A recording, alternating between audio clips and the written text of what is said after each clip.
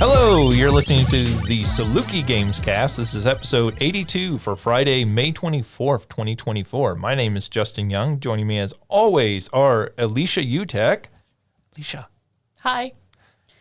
Christina Ivey. What? That is your reaction to your name? Yeah. What? I thought we were doing like our I don't know, like our catchphrases. You thought Alicia's catchphrase was hi? I think my catchphrase is clearly it's that time of the semester. Yeah. Hi. I also didn't know what to say when Justin was like pointing at me, so I was just like, hi. So I said what? Yeah, this is going over well. Great media training. And Mario Sanders. Hello. That feels about right. At least he was paying attention. I paid attention. I said hi. It was me. All right. Well, everybody's a little punch drunk, apparently. How's everyone doing? Doing okay. Yeah. I haven't really done much this week. Played a lot of different games, and so, yeah. So we're going to have lots to talk about. I can if we need lots to talk about. I haven't done too much. I went to see that new movie, If. The Ryan Reynolds, Yeah. John Krasinski directed it. how is it? It is one of those movies that very much wants you to be enamored with how imaginative it is. So watching this movie, I kept thinking about, did you see the Dumbo remake from a few years back? No, but I remember the trailers. So Michael Keaton in that plays this sort of mix of P.T. Barnum and Walt Disney character as like a villain, which is interesting for a Disney film to be portraying Disney as sort of this villainous character. But he does, and there's this one scene in particular where he goes, he's like watching Dumbo fly around, and he goes, it makes me feel like a child again. And he's supposed to be like just completely, Filled with wonder. well, no, he's supposed to be this horrible character, right? Like completely manipulative and everything. And so like even him saying that is supposed to be him being completely manipulative. Oh, yeah. And so this film, I feel like the entire time it is John Krasinski as director going, this makes you feel like a child again, doesn't it? And it's like, no, I feel like you're manipulating me. Yeah. And I feel like it's very sort of cloying. That being said, I think kids will like it. I think anyone older than a little kid is going to see through it, and it never captures that sort of imagination. I feel like lots of little kid movies want desperately to be Willy Wonka and the Chocolate Factory. Yeah. Yeah. And they want to have that sort of like magic, like when they first show the candy room, right, the chocolate room, and they never recapture that. Yeah. And this film feels like it's constantly trying to recapture that. And so like it's not a horrible movie. Little just kids trying will too like hard. it. Yeah. Yeah. Is it about like an imaginary friend? It's about basically Because it's got like a grimace-looking character. I was gonna Yeah. say from the trailers, the vibe I got was very Foster's Home for Imaginary Friends. I have not. Wannabe. I don't even think I've seen a trailer. I've just seen the image where it's got like a big purple monster or something. I haven't even. Oh. It's very much, hey, what happens to imaginary friends when kids get too old and like stop believing in them? Okay. And so, like, yeah, it literally, I don't think this is a big spoiler, but like when she first goes and meets all the imaginary friends, they're literally in like a nursing home. Okay. And so it is like this little girl trying to find them like new friends and stuff. Is Steve Carell the big guy? Yeah, it's got a huge voice cast, like a very like all-star voice cast. And again, like I mean, it's not offensive in any way. It's just Phoebe Waller-Bridge. yeah. Oh, She plays one of the main roles. interesting. Yeah, it definitely it looked cute, but I definitely, even from the trailers, could see how it could very easily go too far. So kind of a bummer that it tries too hard. I But will watch it when it comes out for Ryan Reynolds. yeah, or And- watch it for free when it's on Amazon Prime yes, someday. yes, that's what I'm saying. I will not pay for this, but I mean, ugh. Yeah, so it's fairly forgettable. I think is as a rental, as something you throw on Netflix or Amazon Prime, it's not the worst thing in the world. Anyone else? Anything? In phenomenal movies, because Ghibli Fest is happening right now, so I went to see Nausicaa of the Valley of the Wind. They had the dub in the local movie theater, and this was my first time watching it, and it is a masterpiece. Oh my goodness. It's one of my friends, it's his favorite Ghibli movie, so I've been meaning to watch it for a couple of years now, but now I'm like, why did I wait so long? And at the same time, I'm so glad I had this experience for the first time in the movie theater rather than like watching it at home on my living room TV, because it is just incredible. And it was really nice too, because like I think a lot of times media does not do a good job of lawful good characters who are interesting and compelling, and B, morally ambiguous characters who are actually morally ambiguous the whole way through. And I think that Nausicaa does such a good job with both of those that and the animation is beautiful. Everything about it is fabulous. Oh, that's cool. Was it just like one day, or is it still happening? It was Sunday, and then I think they had it back also on Wednesday, but it was just those 2 days. It's like one of those Fathom events. Yeah, Oh, Ghibli Fest gotcha. is connected with Fathom events. Oh, that's so. cool. I think they do one every month or every other month. They do it pretty regularly, and they do a different movie each month. That's yeah, cool. Ghibli Fest is a recurring thing that they every year Gotcha. comes back around in I've- spring through summer. I don't know why I'm like hesitant to admit this, but I've only seen like 2 of those movies, and like that was one of the things that I was gonna do this summer was watch more Do of it. them. Do so, Yeah. I don't think there's anything to be like afraid to admit I don't with know. that. I think a lot of people haven't seen those. Yeah. It's I get it though, because it's a very like anime staple. Yes, of like yes. you've watched all the Ghibli films, and it's like the circles that I am in are nerdy enough to like judge me for it, I think. But yeah, especially with it being like, that staple of, like there's very much a sense of, if you haven't at least seen Spirited Away, what's Yes. wrong with you? Yes. Which Alright. that's one of that one, and I've just recently watched the Howl's. Moving Castle. Yes. I still have not watched Howl's Moving Castle, and it was really good. I was gonna say, everything I've heard is that the movie is fantastic on its own. If you've read the book, just don't even think of it in connection to it. So like, I need to disconnect myself from the book before I can watch it. Well, the movie was good. I would don't say know about that. Again, The rest of- everything I've heard is that it's fantastic as a standalone. But I mean, I don't think you should feel weird having not watched it. I mean, people are always surprised that I don't watch anime. Like that is their first assumption about me. It's Fair. like, you must be really into anime. Yeah. You're into geeky stuff and It's into because movies. they saw Gal Guardians on your Steam list. Yeah, it probably is.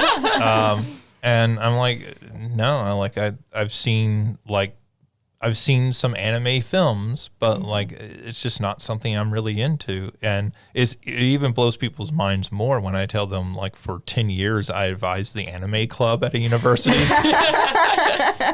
But like when those students came to me, because I was the film professor, they would come to me and they were like, hey, will you advise our anime club? And I said, okay, like, here are my conditions. I'm going to have nothing to do with the club because I know nothing about anime. There's nothing I can bring to bear unless you just want me to come in and talk about like film composition and So, construction. Essentially, students came to you and were like, please teach us how to nerd. It's like, I can't. Like, you're on your own, boys. Which I think it was predominantly boys in there, but like there were, I think some young women joined. But I was surprised it lasted as long, and they just kept coming back. And so it's like on my CV that like I advised this anime club, and I was like, advised is really a strong word. Chaperone. I signed a form once a year. That's basically what I did. I was like, I'm not going to lie to anyone about it. That's all the work I did in advising them. I've got a DVD set with basically all of the Ghibli movies up to, I think, The Wind Rises. I still have not watched many of them, but it's always, at least the Miyazaki ones I would want to see. Yes, those are the ones in particular that I wanna watch. But I mean, speaking of, if we're staying on to change the subject slightly, I guess I'll say I watched the best movie of the three of us. I watched Fast and the Furious Tokyo Drift. You did. You watched an all-timer. I like that movie. It's silly and it's stupid. It's like the only Fast and the Furious movie I've actually seen. But that's one more than me. I think there's an argument to be made. It is either the number 1 or number 2 film in that entire franchise. So we had started. Is that like number 5 in the franchise, or is that the first? It's the third one. The third one. Who knows with how they name those? Well, it depends. Are you talking about release order or chronologically? Chronologically, I think it's the first one. I have no. Maybe I don't know. I have no idea. I only saw the very, very, very first one. I've never seen any of them. I just laugh at the trailers. It is a prequel to like 4, 5, and 6. Yeah. Which is how 3 typically works. Yeah. No. I mean, it takes place after 4, 5, and 6. That's what I meant to say. Oh, it's Yes, a that is true. It's a sequel sequel to to that is true. Oh gosh. But Okay, it wants to be Star Wars I get it. yeah, because there's a character who dies, but then is undies in a later movie, but he's at least alluded to in 4, 5, and 6. Well, Undies. he undies a second time, actually. Does he really? I know he shows up in one of the movies. Yeah. That character dies. He undies twice in that franchise. He's And the it's not even Kenny. Sean Bean. I was thinking Kenny from South Park. Two different people. Yeah, but so friends, the same friends that I watch a lot of the wrestling shows with, they do like a movie night pretty regularly. And so they started watching the Fast and the Furious movies. I missed them watching the first one. So I've still never seen the first one, but we watched the second one and we watched Tokyo Drift last night. And Nice. like I said, it's one of those things. I think I've probably seen Tokyo Drift more times than I've seen all of the other Fast and the Furious movies combined. Because I guess I went and saw one of them in theaters, but I couldn't tell you which one it was for like a cousin's birthday or something like that. Yeah. I think that franchise is so weird because to me, like they get to the 5th film and that 5th film is like a fantastic movie. Like Fast 5 is just a fantastic, like blockbuster popcorn movie. That might have been the one that we saw. It's the one The Rock first shows up in. But like then those films just become weird because they become G.I. Joe movies. Yeah. Like that's the closest we've gotten to a G.I. Joe movie. What? Over the actual 2 G.I. Joe movies they made. Oh my god. Oh, yeah. If you haven't seen those movies, I've not seen a single one. they become G.I. Joe movies. Yeah, they're kind of nuts. By the time you get to like the 8th film, it is just straight up G.I. Joe. Like they've got the secret government organization that's sending them on missions, and like they all have their like special like techniques and powers. Oh my gosh. Okay, that's amazing. I don't have anything else to say other than I watched Tokyo Drift as we were just sharing what movies we watched. But it's weird in comparison to like part 3 because where that franchise ends up versus like where it is in part 3, which is this very kind of stripped down, like, oh, this is just about. It is a racing movie. It's got some Tokyo street Yakuza racing stuff, but Yeah. it's a movie about driving and racing cars. Yeah, but it's good. Like I like Tokyo that Drift. film. And it's got that song is so good. It's so catchy. The Tokyo Drift song by the Teriyaki Boys. It was like, I don't know. We'll take your word for it. I'm not judging. No, I'm not I judging feel like it. if you heard it, you would know what song I was talking about. It was a very popular ringtone back in the day. Okay, that It could was one of those songs. You would know it as a ringtone. Well, it's not how I know it, but we were watching it I was watching it with friends, and that's what one of them said, like, oh yeah, this was like one of my friends had this as their ringtone. And I'm like, honestly, I get it. That's the kind of song it is.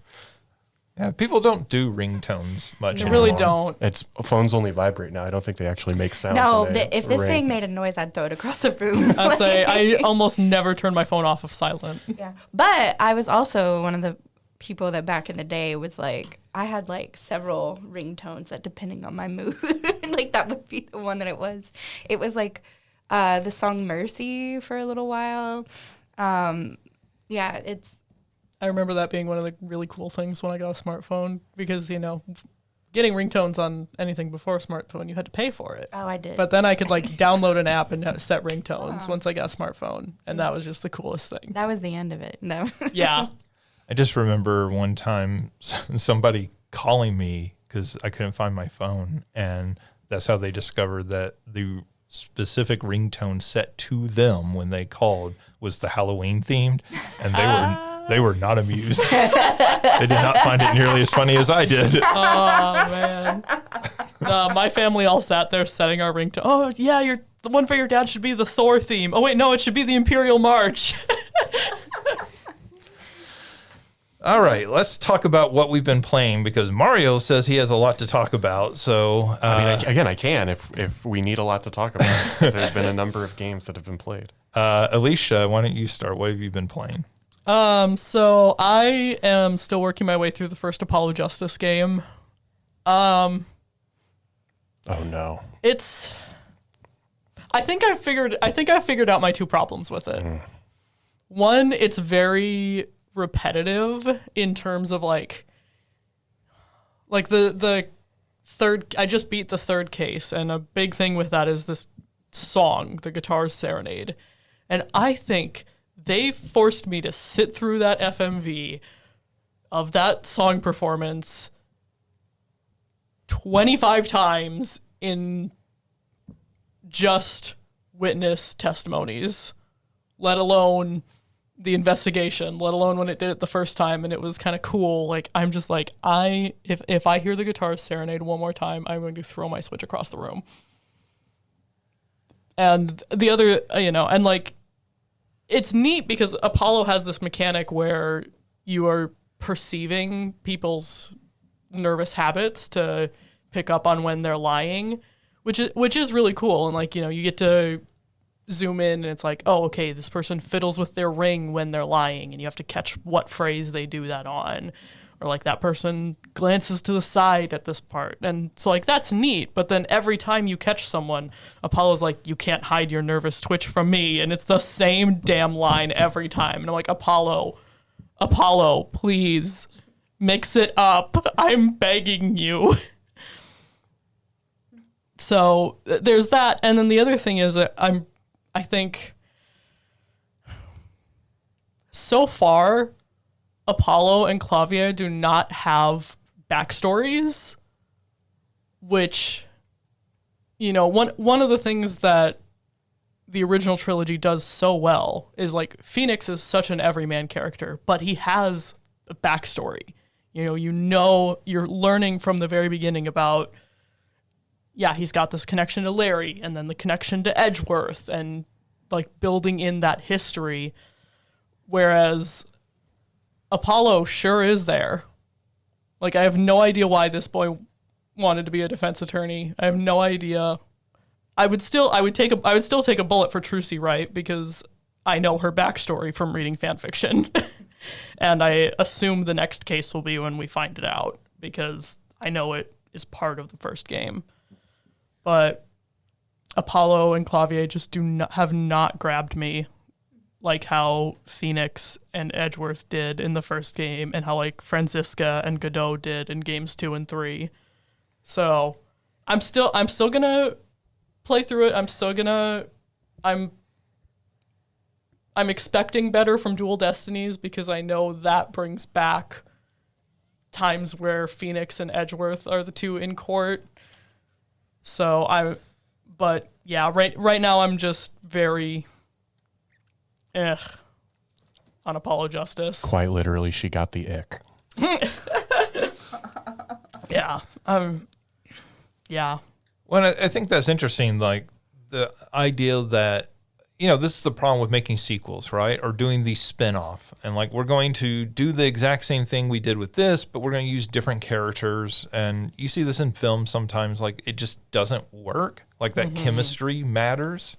And, like in video games, like the characters matter often. Like the likability of a game isn't just about the gameplay, even though I understand that's part of the issue, but like it's also about, do I like these characters? Are these characters compelling to me? Yeah. Especially for something that is essentially... That is a visual novel. Yeah, well, it's visual novel adjacent, right? Like, I mean, there's a little more gameplay than your average visual novel, but it is that style, right? Yeah. So, I don't know. I'm still holding out hope for... Even the last case, I think, will be better because I know that that's going to dive into Trucy's backstory more, and we'll finally walk through the explanation of what happened with Phoenix getting disbarred.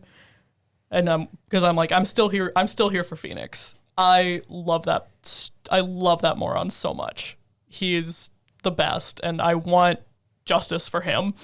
So I am more hopeful that the fourth case will be better than cases 2 and 3. But this first game is definitely the weakest of the Ace Attorney games that I've played so far. Which one is this one? This is the first Apollo Justice, so it's Justice the fourth for one. All? No, that's the second Phoenix Okay. one. This one's just Apollo Justice, Ace Attorney. Oh, okay. No, Justice for All is the second of the main trilogy, which is typically considered the weakest of the main trilogy because of the Turnabout Big Top case, which, yeah. I think that's also something that says something where, like, Game 2, Turnabout Big Top, I finally looked up. I was like, I am just looking up a walkthrough to tell me what to present when so I can get through this drag. Mm-hmm. And, like, all 3 of the cases on this game, I've been looking at the spoiler-free walkthrough for what to present to just get through it because I'm like, I do not care. Yeah. It's one of those things where I feel like I know the subtitles to all the games, but I couldn't tell you what game they actually belong to. I've never played any of them, but I still recommend the Living Daylights out of the original trilogy, and I'm still holding out hope that Dual Destinies and Spirit of Justice will be better. Spirit of Justice is the one I was thinking. And so Trials and Tribulation, is that the third? Yep. Phoenix, right? Yep. Okay.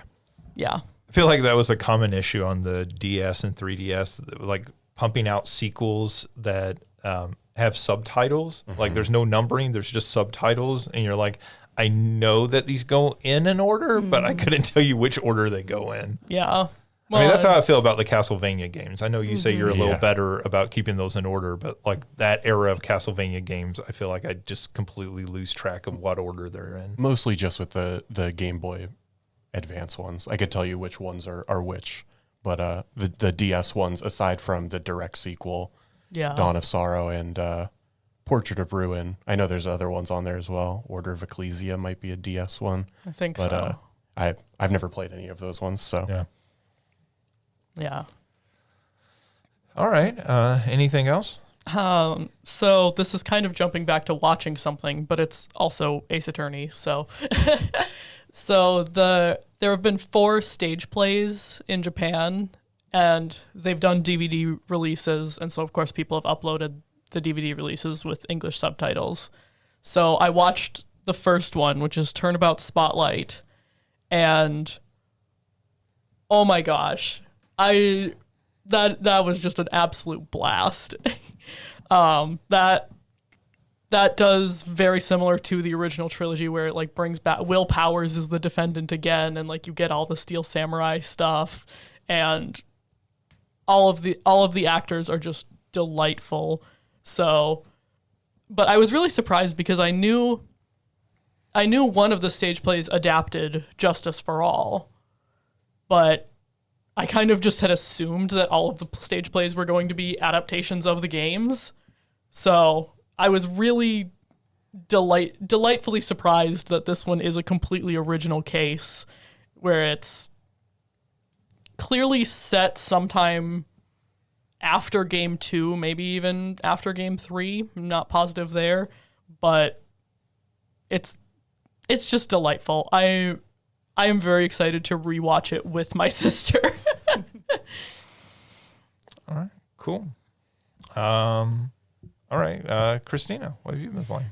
I talked about this game. Well, I've been still playing Tetris. Like, that's kind of the thing that gets me to sleep.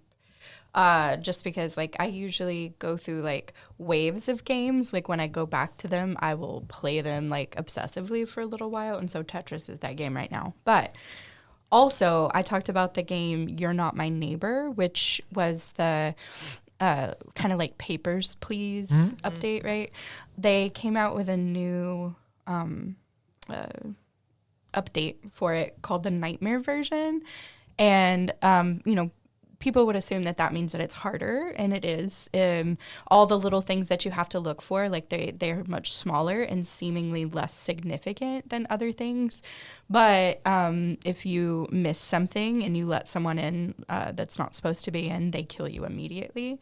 But another aspect of it is like that the characters themselves, like one of the things that makes it harder is that they're not human. So it's like one of them looks like a pinhead, kind of like the cartoony style of it. One of them looks like a Medusa, like Gorgon character. So you mean Pinhead from Hellraiser? Yes. Okay. Yes. Is there another pinhead? Well, you said it looks sort of like a pinhead. Oh, which like could a be, pinhead, which could be like from American Horror Story, like that kind of pinhead. No. or like a nerd, Oh, is that a word for nerds? like Poindexter Pinhead. Oh. Like that used to be. I've never heard that word Me used either. for. Okay.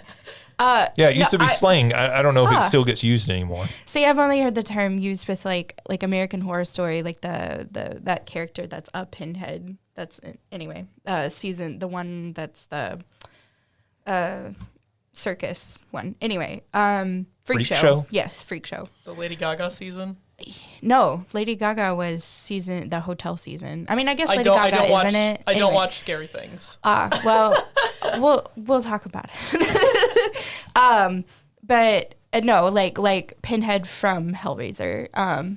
Just a little chunkier, and it's that like weird cartoon style. And so when you're trying to figure out like whether or not something is off with them, it's hard to identify because they all are a little off. And Right. some of them are really, really creepy. And so when they attack, like when they tackle you, it's even worse. Like, and so in the previous version, they had a clown that came through that was basically trying to mess with you. And like play a game with you and, get you kind of off. This one, he comes back, but he's like more evil, which is terrifying. And he wants to play a game with you.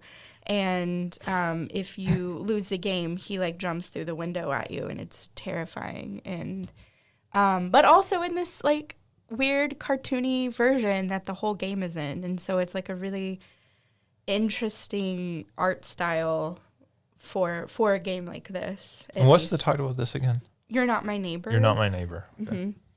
Yeah, and like I said, this update specifically is called the Nightmare version. But anyway, so the clown, like if you're like, if you come across a doppelganger, you're supposed to shut down the stuff, and this quote unquote cleaning crew comes in and takes care of whatever the doppelganger is. If you try to do that with the clown, he like, there's like a shuffle, it lasts a little longer than normal, and then he like puts like the head out like, oh, everything's okay, you can open up the gate now or whatever, the head of the cleaning crew person. So again, it's like really weird to see these like super scary characters and situation in this super weird cartoon style. So yeah, I don't know, it's been a really interesting game to kind of follow. They're still apparently working on it. Like they haven't even released it on Steam. It's only on the, what was it, itch.io? Yeah. And so they said that they're not even ready to release it on Steam yet, that they have a lot of other ideas that they're working on, which is interesting. So anyway, it's a fun little game. It doesn't take very long to beat or to get even a lot of the achievements and stuff like that, but it's really interesting. I remember you talked about this a while back. Is it pretty similar in terms of gameplay to like a Papers, Please? Yeah. Okay. So it tells you what the rules are. The folks that are coming into the apartment, they give you 2 sheets of paper. One's their ID. One is like the reason why they were gone for the day or what have you. And you compare that to, you have a list of all of the people that are in the apartment building. You can call the apartment building, like if they're not on the list of guests who are supposed to be out for the day, you can call. You have a little telephone, and sometimes the people who are trying to get into the building are already in their apartment.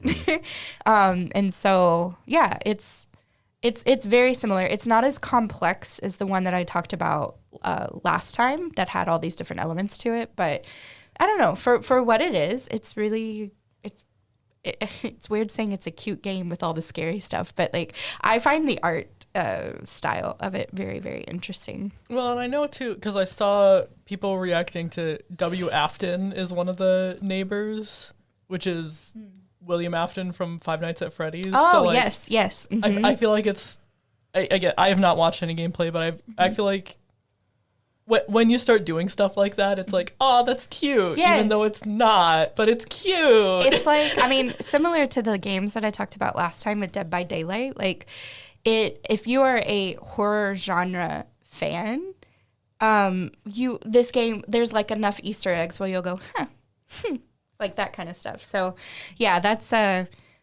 I guess that's why I like it. It's sort of like a fan game of the horror genre, but like in a cutesy way, much like the Hooked on You game. And so again, it's nothing like that you're going to spend a lot of time on, but I don't know, it's fun. Well, I think it is interesting to like take a game like Papers, Please, which is a very serious game. Yes. Right. It has a point to it, and to take that and like take the basic gameplay and say, okay, well, let's do something that's purely for fun, right? I assume does not have the same sort of like socio-political messaging underlying it. I mean, maybe by the end of their updates, it will have something in there, but possibly. I don't see the space for it, but yeah, it's yeah. And so I think that makes it really interesting to me, like not to make fun of Papers, Please, but like to say, well, okay, we can have that, and then we can go do something that's more just pure entertainment, pure fun. For sure. And yeah, I think that it doesn't. The only reason I even connect those two games together is because I had just watched Papers, Please, like right before then. And so I was like, oh, okay, yeah, that's the only reason the gameplay kind of linked for me. These aren't made by the same people? I was going to say, I thought they were made by the same person. I could have sworn you had said that, but maybe not. Oh, I don't think I did not say that, but I mean, I'll look it up real quick. I think that I mean, you're definitely not the only one to link the two games. I know that. Yeah, I mean, just the way you describe the game, that would be my first like point of reference. Oh yeah. Well, at the time, like I had not seen or really heard of Papers, Please until I'd watched it right before this one. Yeah. And so the only reason I wouldn't have linked it is because this is developer Lucas Pope. It's probably not then. I guess I thought you had said that, but maybe you were talking about a different game. I may have been like talking about them in the same breath, like in the same spiel, and so. Or you were talking about one of them was making another game, and so I connected the two. But anyways, it's not that big of a deal. But yeah, and the way that they even describe it for You're Not My Neighbor is a job simulator, so they don't even necessarily say it. It's not the same person. This is Nacho Sama. Huh. It puts Nacho you in the Sama. yeah. So it's we all just like collectively faked that memory of it being the same developer. Well, and that's what I'm saying. Like I don't think I said that, but if both of you are remembering it, y'all have better memories than I do. So, but yeah. I mean, that didn't strike me. Like, I don't remember you saying that, but like, I could completely believe like that those wires got crossed somewhere. For sure. Because I want to say I talked about all those types of games like in the same again, the same spiel, that I was like, oh, I watched this game, which then led me to this game, and Right. blah, blah, blah, blah, blah. Yeah. Yeah, I felt like Lucas Pope had moved on. I mean, he Yes. did Obra Dinn and Return of the Obra Dinn and stuff like that. And the two art styles of the games are definitely not similar enough where it feels like it's the same person. And I think that's why when you were talking about the art style and sort of the cutesy, I'm like, I don't think of Papers, Please as cutesy, yeah, but I no. could certainly like see if it developed to get to that more cartoony style, it could get there. But okay, cool. Yeah. But yeah, that's it. All right. Mario, what have you been playing? Yeah, so I've played a lot of stuff over this past week. The first thing I guess that I beat that I talked about last week was Mario 3D World. I did got all the green stars and the flagpoles and the stamps, so I got to do Champions Road, which is their sort of final super level. I mean, it's a really good game. Some of the later levels in that game, it was very cool of Nintendo to have a bring your child to work day and let some of those kids develop some of those levels. It's a bold move, and to actually release them. But Those are some evil kids. Yeah. as I said, some of those levels are pretty rough, but Yeah. it's Straight out Children of the Corn.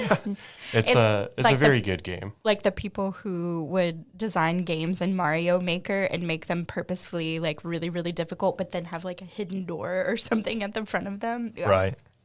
Yeah, I think that game is really good. I think there's something about the 3D where there are certain ways in which the camera gets angled that depth perception is really hard in that game. I don't know if like you are meant to play it at like sort of that isometric angle. I know that tends to be the default on a lot of levels, but when it goes like purely horizontal, yeah, there are moments where I'm like, I have no idea where I am in like 3-dimensional space. But I that's not like a major criticism of that game. It's one that I would recommend to most everybody if they were if they were looking for something like that. And I think most of my frustrations are the same frustrations I have with all of those sorts of 2D Marios. Well, I think we sort of mentioned this last week that, because it's a hybrid of the 2D and 3D Mario, it sort of gets the best of both of those worlds, but it also gets the worst of both of those worlds. So I think what you're talking about, the like lack of depth perception, right? Like that's one of the elements that's a big problem in 3D games. Yeah. It always has been and always will be. And, that's something that you generally don't worry about in a 2D Mario. And now all of a sudden you introduce that. And even though it still plays mostly like a 2D Mario game, you're having to deal with that depth perception as well. Yeah, I was just thinking like the Mario 64, how often I had to like change cameras around and occasionally go into Mario mode, even though I hated it, in order to just be able to see what was going on. Yeah, it was very similar. Yeah. But yeah, so I played and finished that. I've been going through them, and now that I've got time off, going back and playing some of the old N64 games that I did not get to beat when friends played them originally. And so Beetle Adventure Racing. I've played that one. I won't be returning to that one anytime soon, probably. No, the two that I played that I at least beat are A Bug's Life and Tarzan, which I can't imagine either of those will be re-released anytime soon. I don't know. They just re-released like what was it? Lion King and Aladdin. They did, but those were like the SNES versions, right? Yeah. I don't know if the N64 versions of A Bug's Life and Yeah. Tarzan are getting released anytime soon. They're okay.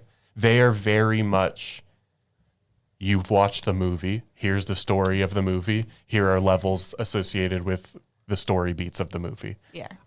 Which I think is fine. I think that's how most of those games go about it. I know I've mentioned it a couple of times. I still think that Monster House is one of the better movie games in the ways that it like doesn't force you to go through all of the like weird setup to the big points of the movie. In terms of A Bug's Life, the final boss is kind of atrocious. It's one of like the worst final bosses. It's not that bad, but it's pretty bad. So What makes it so bad?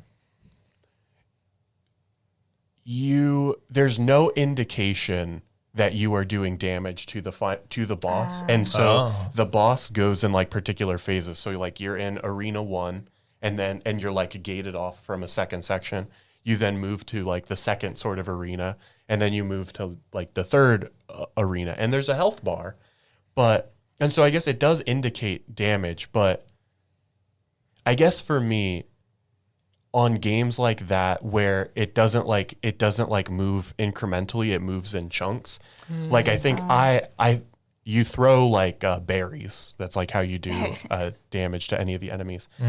And I think I had to throw like 15 berries just for it to move like half of one of the bars. And so it's like I threw it like 5 times. Like, okay, you know, you do it a certain number of times. Like, okay, well, this is clearly not what I meant to do. And so I felt like I was just like flailing, like trying to figure it out.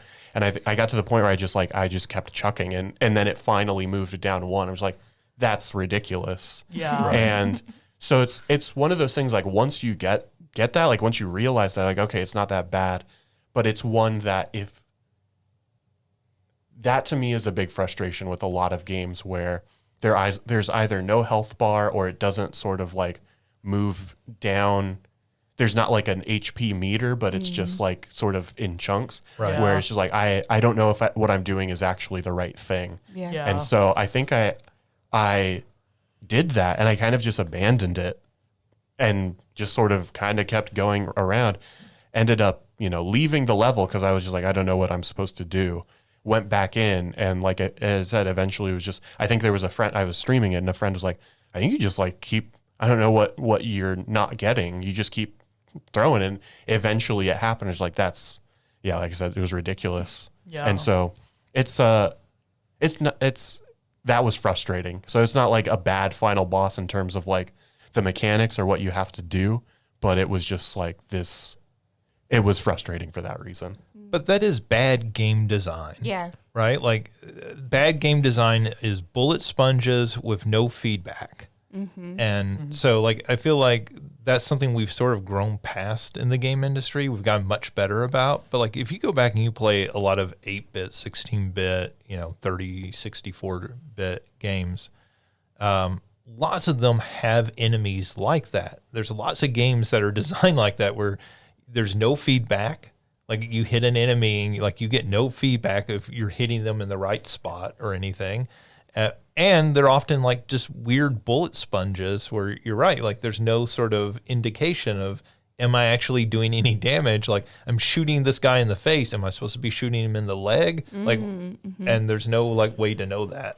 Yeah. And like I said, I don't feel like I felt it with any of the other enemies where you could just like sort of rapid fire throw things. And maybe he had like iframes, like invincibility frames where you couldn't just like spam throwing the berries. So like it was only counting like every third one that I was throwing or every other one. So it felt like I had to throw a lot more. So I don't know. Like I said, I will willingly take on some amount of the blame in terms of like my own gameplay, but it was definitely frustrating for that reason. And even friends were like, yeah, the final boss is a little bit of a meme. Like just in terms of that, there were a few, like the last 3 levels, they were all like, oh, I'm looking forward to what you did on this one. And another friend, when I went into their chat afterwards, like, oh, how did you do on whatever this level was? Because they said that one like kind of ended a lot of people playing the game because of it's just a big open level, and essentially it's solve the puzzle that allows you to get up to a certain height, because you collect acorns, which basically makes like certain powers stronger, which lets you to get up higher onto the level. And so, like I said, it was a mostly fine game. Now that I know how to play through it, I would play through it again, and it'd probably go significantly faster. But there was some frustration with that final boss for sure. Isn't the villain in that a cricket? Like grasshopper. Grasshopper. Yeah, That's it's what a it is. hopper. And then Tarzan I played yesterday. That one is also fine for the most part. That one I think actually has a pretty decent final boss. It's you and Clayton sort of run up to the top of this platform. It's not like good, but it's not just spam your attack at him until he's dead. You've got to wait until there's a very particular moment in which he can be damaged, and then you sort of end up pushing him off the cliff. But that was also a pretty fine game, I guess I would say. I That's think what a lot of those licensed games of that era are. They're like, yeah, this is fine. Yeah, I would be interested to see if that was. I think that came out in 2000, so it might be too late probably way too late if it got like a cross-platform. 99. Okay, Yeah. cross-platform release on like a Super Nintendo. But I would be interested to see if you made like a strictly 2D version of the Tarzan game, how it would work Apparently, differently. there's a Game Boy version. Okay, and a Game then- Boy Color version. Then that's probably closer to what I would be thinking from a SNES version, because there's aspects of the 3D in that game that make it a little weird. There's one towards the end of the game. So I think I didn't know. So you get a knife as like the way, I didn't know how to use it until like the second to last level.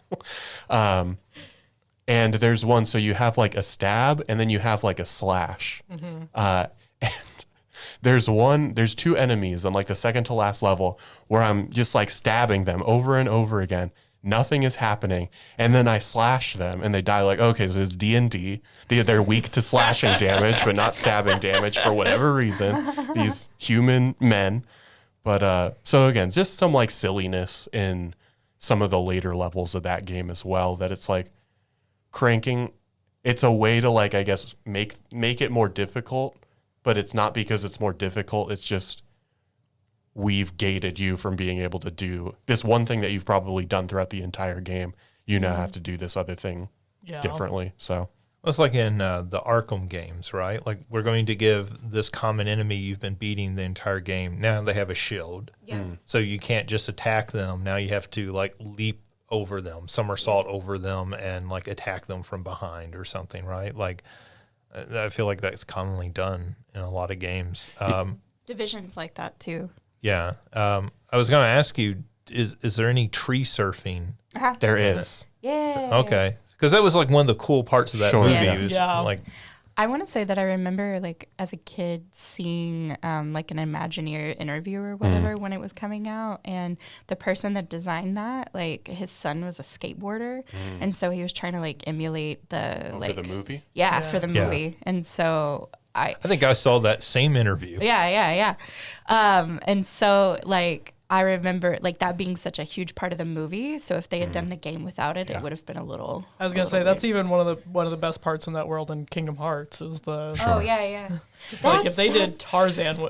I was sitting here trying to think. I was like, I have played a Tarzan game, but that's why I looked it up. But I was like, it wasn't this one. I've played the Kingdom Hearts level. Okay. I will say one of the cooler parts about the 3D is it made it so that there's like a foreground and a background, even on like the 2D sections that are very much like on a straight path. There's like a foreground and a background where there's like different items you can get. And so there's like multiple pathways in that sense that is pretty cool. I will say the frustrating thing about the tree surfing part was it wanted to do it in 3D so that camera angle was, it didn't, I felt like you didn't always get enough warning of like, this is a thing that you need to jump over. This is a thing that you need to duck under. Right. Yeah. It was like, nope, it's just in your face now. And so I'm like basically holding the back button to go as slow as possible, or the back on the Yeah. control stick to go as slow as possible to give myself enough time to actually dodge some of those things. Because, so I started the game on like the normal medium difficulty, and you take so much damage. And that game is one where there are no invincibility frames. So you will just like, if you are hit an enemy and you hit it again, it will just like, your health bar will just melt. And so on that, where it's like it is forcing you forward, you hit one enemy and it just starts to like snowball where you are constantly taking damage. And so when I went back and watched a friend, I saw that they played it on easy. So I was like, okay, yep, I changed the difficulty without any sort of hesitation.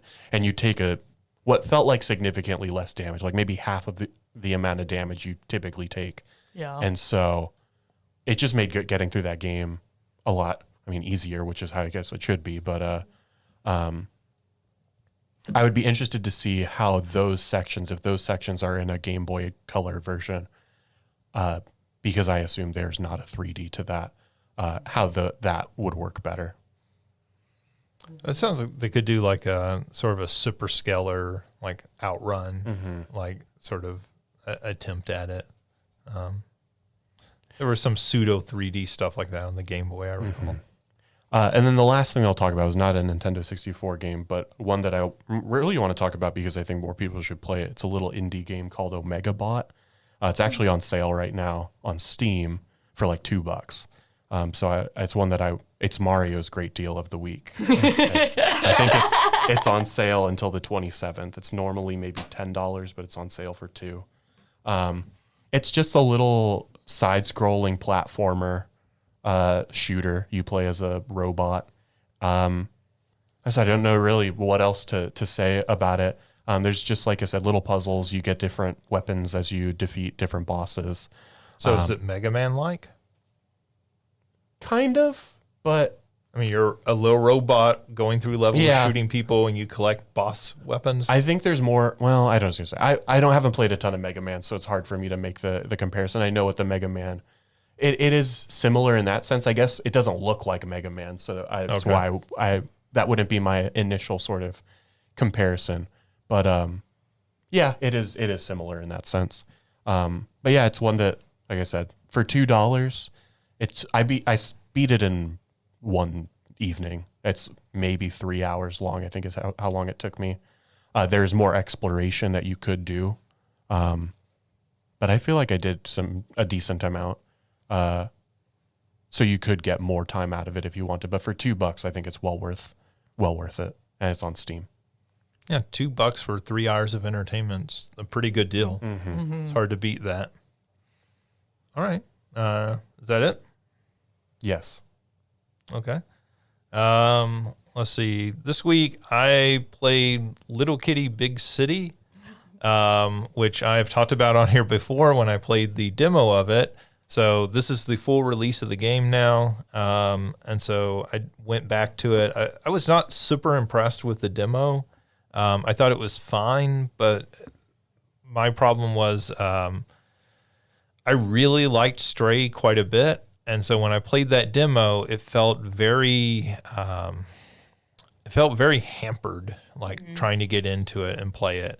So I will say that the full game is much more open than that demo was. So that demo took the same area, but like cordoned it off so you could only go into certain areas. And so in doing that, they also like excluded a lot of the gameplay. So I feel like I have a much better idea what this game is now, having actually like played the full game. And I don't think that demo is maybe super representative of what the actual game is. So you play a cat, you fall out of your apartment building like several floors up, and then you have to figure out how to get back up to your apartment. Your cat talks and can talk to other animals, can't talk to humans. And it is really a sort of, I think I've read several people compare it to Untitled Goose Game. Yeah. Which I think there's some truth to that, but like really what it is sort of a cat simulator. Like you are given an open world, you are given task, and so you actually have a task list in the pause menu of here's all these things, and you're constantly collecting new things. So here's trash cans, jump in 5 trash cans, collect 6 fishes, steal one of the fish from the guy who is fishing off the pier, and collect 50 shinies to exchange with this crow. And it's just constantly list of things to do. Almost like a role-playing game in that, right? Almost like, hey, you have a quest list like you would in Skyrim or something. And I will say that playing it, I really liked it to start with. Like my reaction to the game was like a complete 180 because I wasn't super impressed with the demo, and I was like, wow, this is actually like a lot better. I think that those actions started to get a little boring for me. So like one of them is like you collect litter and deposit it in recycling bins, which is like kind of neat the first 3 times you do it. But then it's like, hey, do this 20 times. Yeah. And you're like, I don't know if I want to do this 20 times.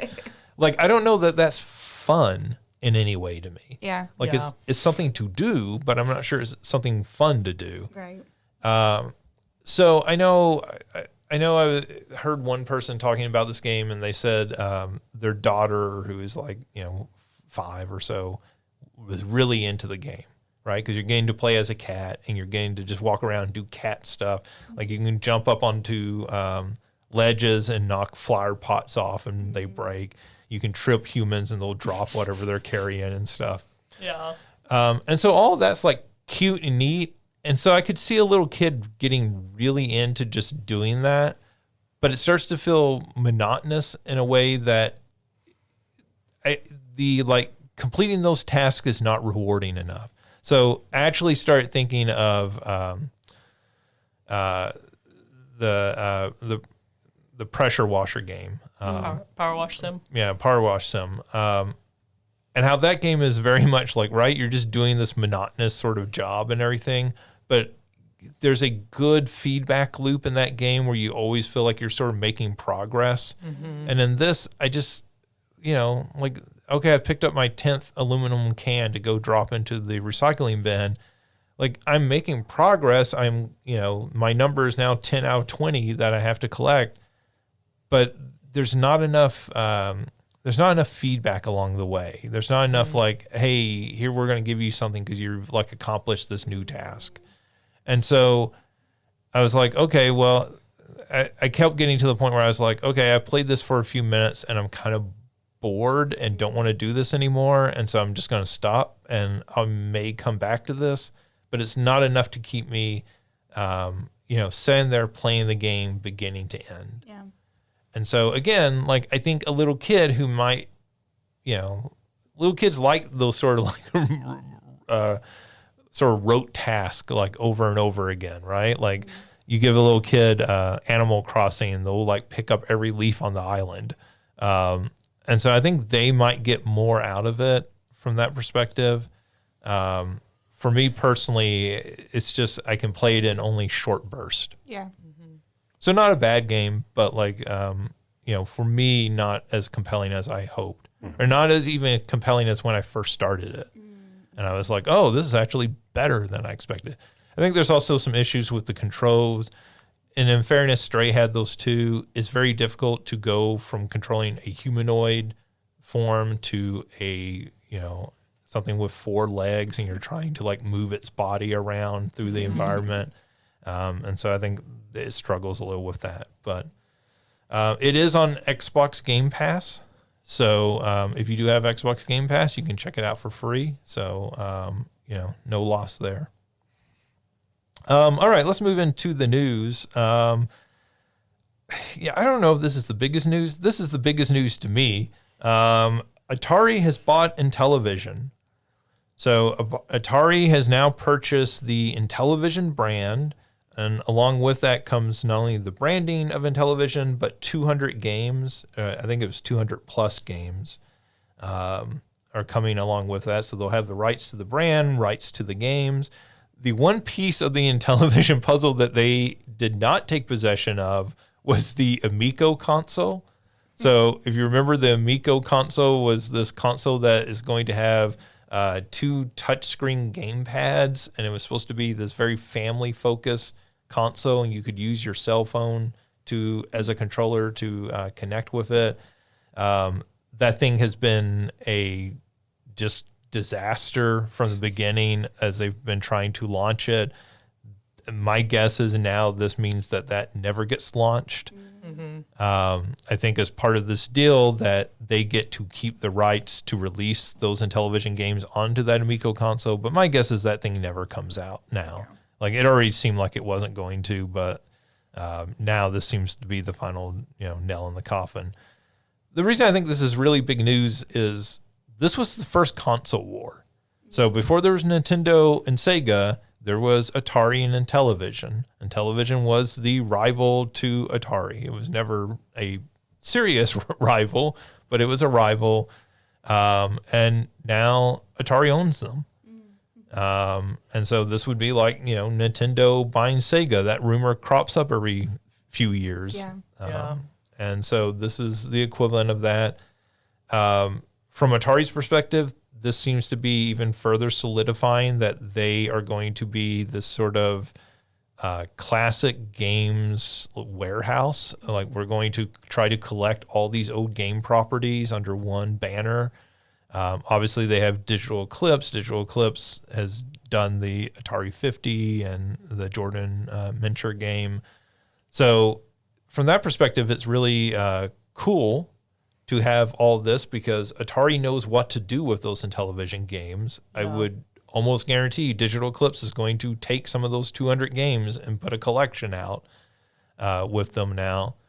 But I think the issue with Atari is, where does Atari go from here, right? Like, you can put out a new collection of Intellivision games, but are you going to make new versions of old Intellivision games? And does anyone under my age want those? Like, because they're just not names known, right? Like, this isn't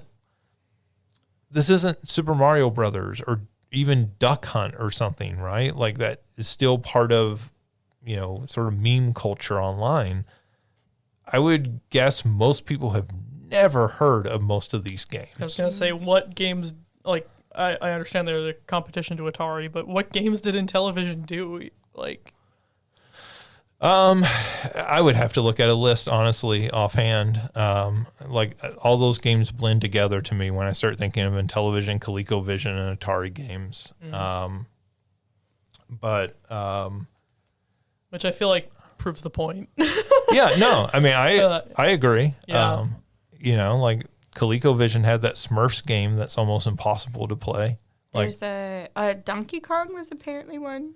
Yeah, so they did get the rights to Donkey Kong first. Armor Battle. There's a boxing game, a racing game.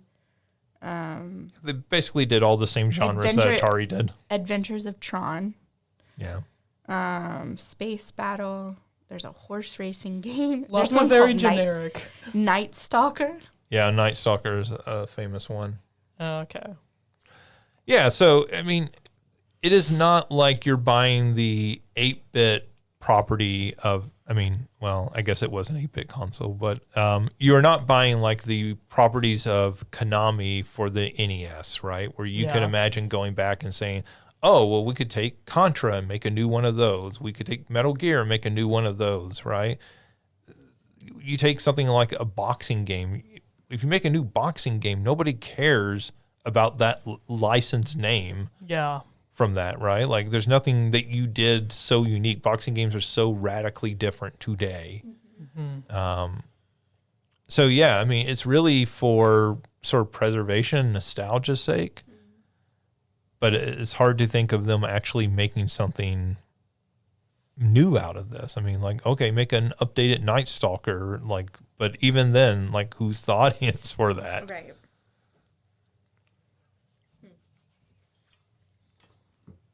So, but this is kind of neat to see a company interested in this. And I think it's like this is the only thing I can imagine Atari doing, right? Like, what is the play for Atari today? It almost has to be, hey, we're going to be your bastion of nostalgia. Mm-hmm. So, moving on, Nintendo has made the character Vivian trans for the first time in the English translation of Paper Mario: The Thousand-Year Door. So in the original Japanese release, the character of Vivian comes out to your character, I suppose. I don't know if that's the right phrasing, as being a trans woman. And then when they brought that to the U.S., they excluded that line. Didn't they just change it to her siblings making fun of her for being ugly or something like that? Yeah. And so now for this new remake on the Switch that I think just released today or last night, they have gone back and changed the line back to be more in line with the Japanese line to make it clear that the character is trans. And so this is so while we were talking earlier, I saw a tweet from the that somebody had reposted, because I do not follow this account, but had reposted that account, Libs of TikTok. Oh, yeah.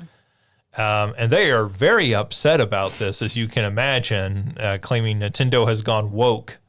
And the person who was quoting this was like, hey, look, Nintendo has had trans characters for like 30 years in their games. Yeah. Like, Birdo is a trans character, right? Like, that is in the American version of Super Mario Brothers 2, because that is the version of that game, right? It came out here before it ever came out in Japan. Well, so what I'm hearing is this is even worse. They've been woke this whole time. Yeah. Secretly. Pry the Switch from your children's hands. So. But, you know, like, it's such a ridiculous thing to, like, get upset about. Obviously, like, this was Birdo in Super Mario Brothers 2. It did, like, no child became trans because of Birdo.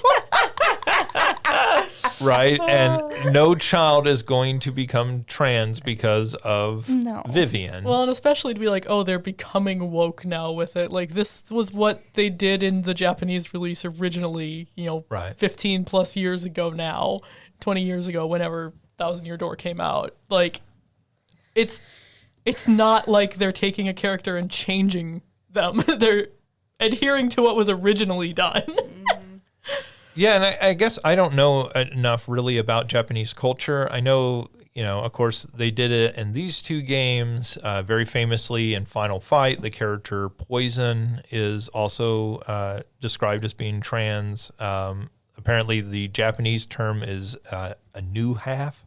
And so it seems, from an outsider, a very ignorant outsider, that Japanese culture is maybe more open to this historically, or has been more accepting. I think, speaking from a lifelong weeb perspective, I think it's definitely something that is LGBTQ plus identities are seen as more acceptable in media, not necessarily in real life. Okay. But definitely, like you said, it's something that certainly was going to be seen more in Japanese media than U.S. media, for example. Well, I mean, anime, of course, traditionally has had the like very androgynous characters, you know, featured in a way that you certainly didn't see in American like media. So, like, I don't know anything more about that. I don't know if anybody here knows more about that. Well, I know that there's other examples where it's not handled very well, or it's used as like the butt of the joke. Yeah. I want to say Yeah. the Persona games are a little notorious for that. I think they even changed Persona 5 in the Western localization specifically for that reason. Yeah. Okay. I don't know if Well- they didn't make one of the trans characters trans, or if they were just like, we're just going to remove like a lot of, like you said, the jokes that are pointed at this particular character. I mean, even if we look at like, as Alicia mentioned, like where the line is, Vivian is getting made fun of for it. Yeah. So it might be just another one of those things where Nintendo, as we've talked about before, like really focuses on or recognizes that children play their games. And so it could be one of those things where they're trying to address, oh, hey, like trans folks or trans kids rather like get made fun of a lot. And so maybe this will, for those that play our games, this will give them something to say back. Yeah, well, I guess the difference is that you're meant to sympathize with Yeah, Vivian. Vivian's It's a like, good guy. like you are Her meant siblings to. are the bad guys. Yeah, whereas Yeah. I think in the Persona games, it's not that way. Yeah. Fair. Yeah, so the line is from the game, truth is, it took me a while to realize I was their sister, not their brother. Now their usual bullying feels heavier. So, I mean, I don't feel like the game is making fun of that character as much as it's pointing out that that character has been made fun of and bullied. Yeah. So they are woke. Yeah, so, I mean, I think we can all look at this and go, this is good. This is positive. Yeah. Like, it is both, like, being more accurate to the original game, but is also, like, providing like an example for young people out there, right? I mean, I guess for all ages, but particularly for young people. I mean, I think you're right when you say, Nintendo aims at young children and everything. And so this is maybe some representation you don't normally see in media for young kids. For sure. So some good news for Nintendo. Let's see. Nintendo also... Really quickly, can I? Yeah. Has anybody picked that up or played it at all? I've watched a little bit of it. It looks great, like in terms of like what they've updated, but I don't know if anybody had picked it up or had plans on. I have not. I know you had said you weren't a GameCube person. You missed that, Yeah, or you missed I it. never had a missed GameCube. Yeah. I would definitely recommend it. It's very good in terms of. This one the- specifically, or both of them? Well, what do you mean by both? There's many Paper Oh, is there a Marios. lot of? I thought There's there was like- only two. there's Just like kidding. 6 or 7 of Yeah. them. Gotcha. I think this is the one I have the most nostalgia for because it's the one I grew up playing with. Yeah. But I think like if somebody said this is the best one, I don't think there would be much pushback. I was gonna say this is the one that I know. And Like this- I know I watched a playthrough forever ago, and This is the one that's like people. If you ever see people complaining about Paper Mario, it's like we want it to go back to the 1,000-year door formula. Gotcha. Because this is much more a traditional sort of Japanese role-playing game. Turn-based combat. Okay. Yeah. yeah. So, I mean, they went from doing Super Mario RPG to the Paper Mario games. Oh, And so at least okay. the first couple, because this is the second one, right? Yes. The second of the Paper Mario games. The first few were very much sort of still in that sort of RPG. general area, and then they've sort of branched out. And It's the third one, which is Super Paper Mario on the Wii, became more of like an action combat where like you're not getting into like I said, turn-based, you're just jumping on enemies Gotcha, in gotcha. the game. Okay. Well, and I know like as they went, like I know Sticker Star was just a mess. Yeah, Sticker Star everybody hates. is by far like the least favorite. I thought Color Splash was the... I think people have come around on Color Splash. Okay. I think same thing. It's not the 1,000-year door, which was the big criticism. But I think people have come around on it. I think that game also just didn't get played very much because it was on the Wii U. Right. Yeah. And then Origami King. Origami King. I liked Origami King. I understand why people aren't like in love with it. Some of the combat in that game gets really repetitive.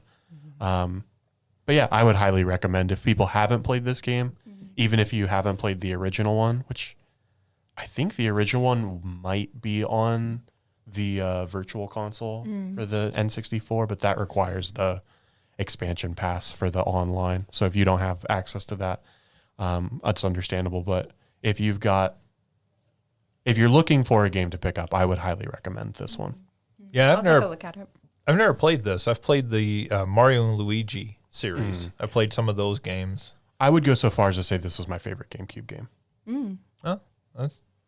GameCube was sort of a disaster of a system, but a disaster that produced a lot of really classic games. Yes. As a kid from the GameCube era, it like blows my mind to hear you describe it as a disaster because I remember it being one of the coolest things.